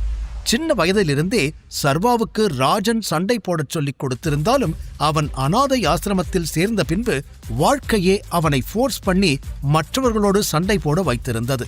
அங்கிருந்த ஒரு நேபாள் மாஸ்டர் அவனுக்கு எல்லா தற்காப்பு கலைகளின் பேசிக்ஸையும் கற்றுக் கொடுத்திருந்தார். வட சென்னையின் பாக்ஸிங் ரிங்குகளில் அவன் அவ்வப்போது ஏறி விளையாடுவதை வழக்கமாக வைத்திருந்தான். அதனால் சிறிது கூட பயமில்லாமல் கரிகாலனை நேருக்கு நேராய் பார்த்தான். அவர் கண்ணை பார்த்தாலே பயந்து ஓடிவிடும் மற்றவர்களுக்கு முன்னால் சர்வா தலை நிமிர்ந்து நிற்பது கரிகாலனுக்குள் புதிய பயத்தை உருவாக்கியது. அவர் மீண்டும் அட்டாக் பண்ண ஓடிவர அந்த முறையும் சர்வா தப்பித்து அவருடைய பின்னந்தலையில் ஓங்கி ஒரு அடி அடிக்க கரிகாலன் மடார் என்று தரையில் விழுந்தார். அவன் கிக் ஸ்டைலை பார்த்த விக்ரமன் அசந்து போனார். விண்ணென்று தெரித்த தலையை கோபமாய் பிடித்தபடி கரிகாலன் எழ அதற்குள் சர்வா அந்த ரிங்கின் ஒரு மூலையில் சென்று அவரை மீண்டும் வரும்படி அழைக்க விக்ரமன் முகத்திலோ உற்சாகம் களை கட்டியது. தன்னை நோக்கி ஓடி வந்த கரிகாலனை இடது காலில் ஓங்கி மிதித்த சர்வா லேசாய் மேலே எம்பி அவர் நெஞ்சில் ஒரு குத்துவிட மறுபடியும் கரிகாலன் கீழே விழுந்தார். விசில் அடித்து கைத்தட்டிய விக்ரமன், சூப்பர் சர்வா, சீக்கிரம் சரண்டராக கரிகாலா. எதுக்காக உன்னோட ரெக்கார்டை நீயே லூஸ் பண்ணிக்கிட்டு இருக்க? நீ டைகர் கிட்ட தோத்து போனத நான் வெளியே யார்கிட்டயும் சொல்ல மாட்டேன் என்று விக்ரமன் சிரிக்க ஆரம்பிக்க கரிகாலனின் கோபம் ஏறிக்கொண்டே போனது. அவரும் சர்வாவை பலவிதமாக அட்டாக் பண்ண முயன்றாலும் அவன் அவரை விட 10 மடங்கு வேகமாக இருந்ததால் மீண்டும் மீண்டும் அவனிடம் அடி வாங்கி ஒரு கட்டத்தில் வாயில் ரத்தம் வடிந்தபடி மூச்சு விட முடியாமல் கீழே விழுந்து கையை தூக்கி சண்டையை ஸ்டாப் பண்ண சொல்லிவிட விக்ரமன் உற்சாகத்தில் கத்திவிட்டார்.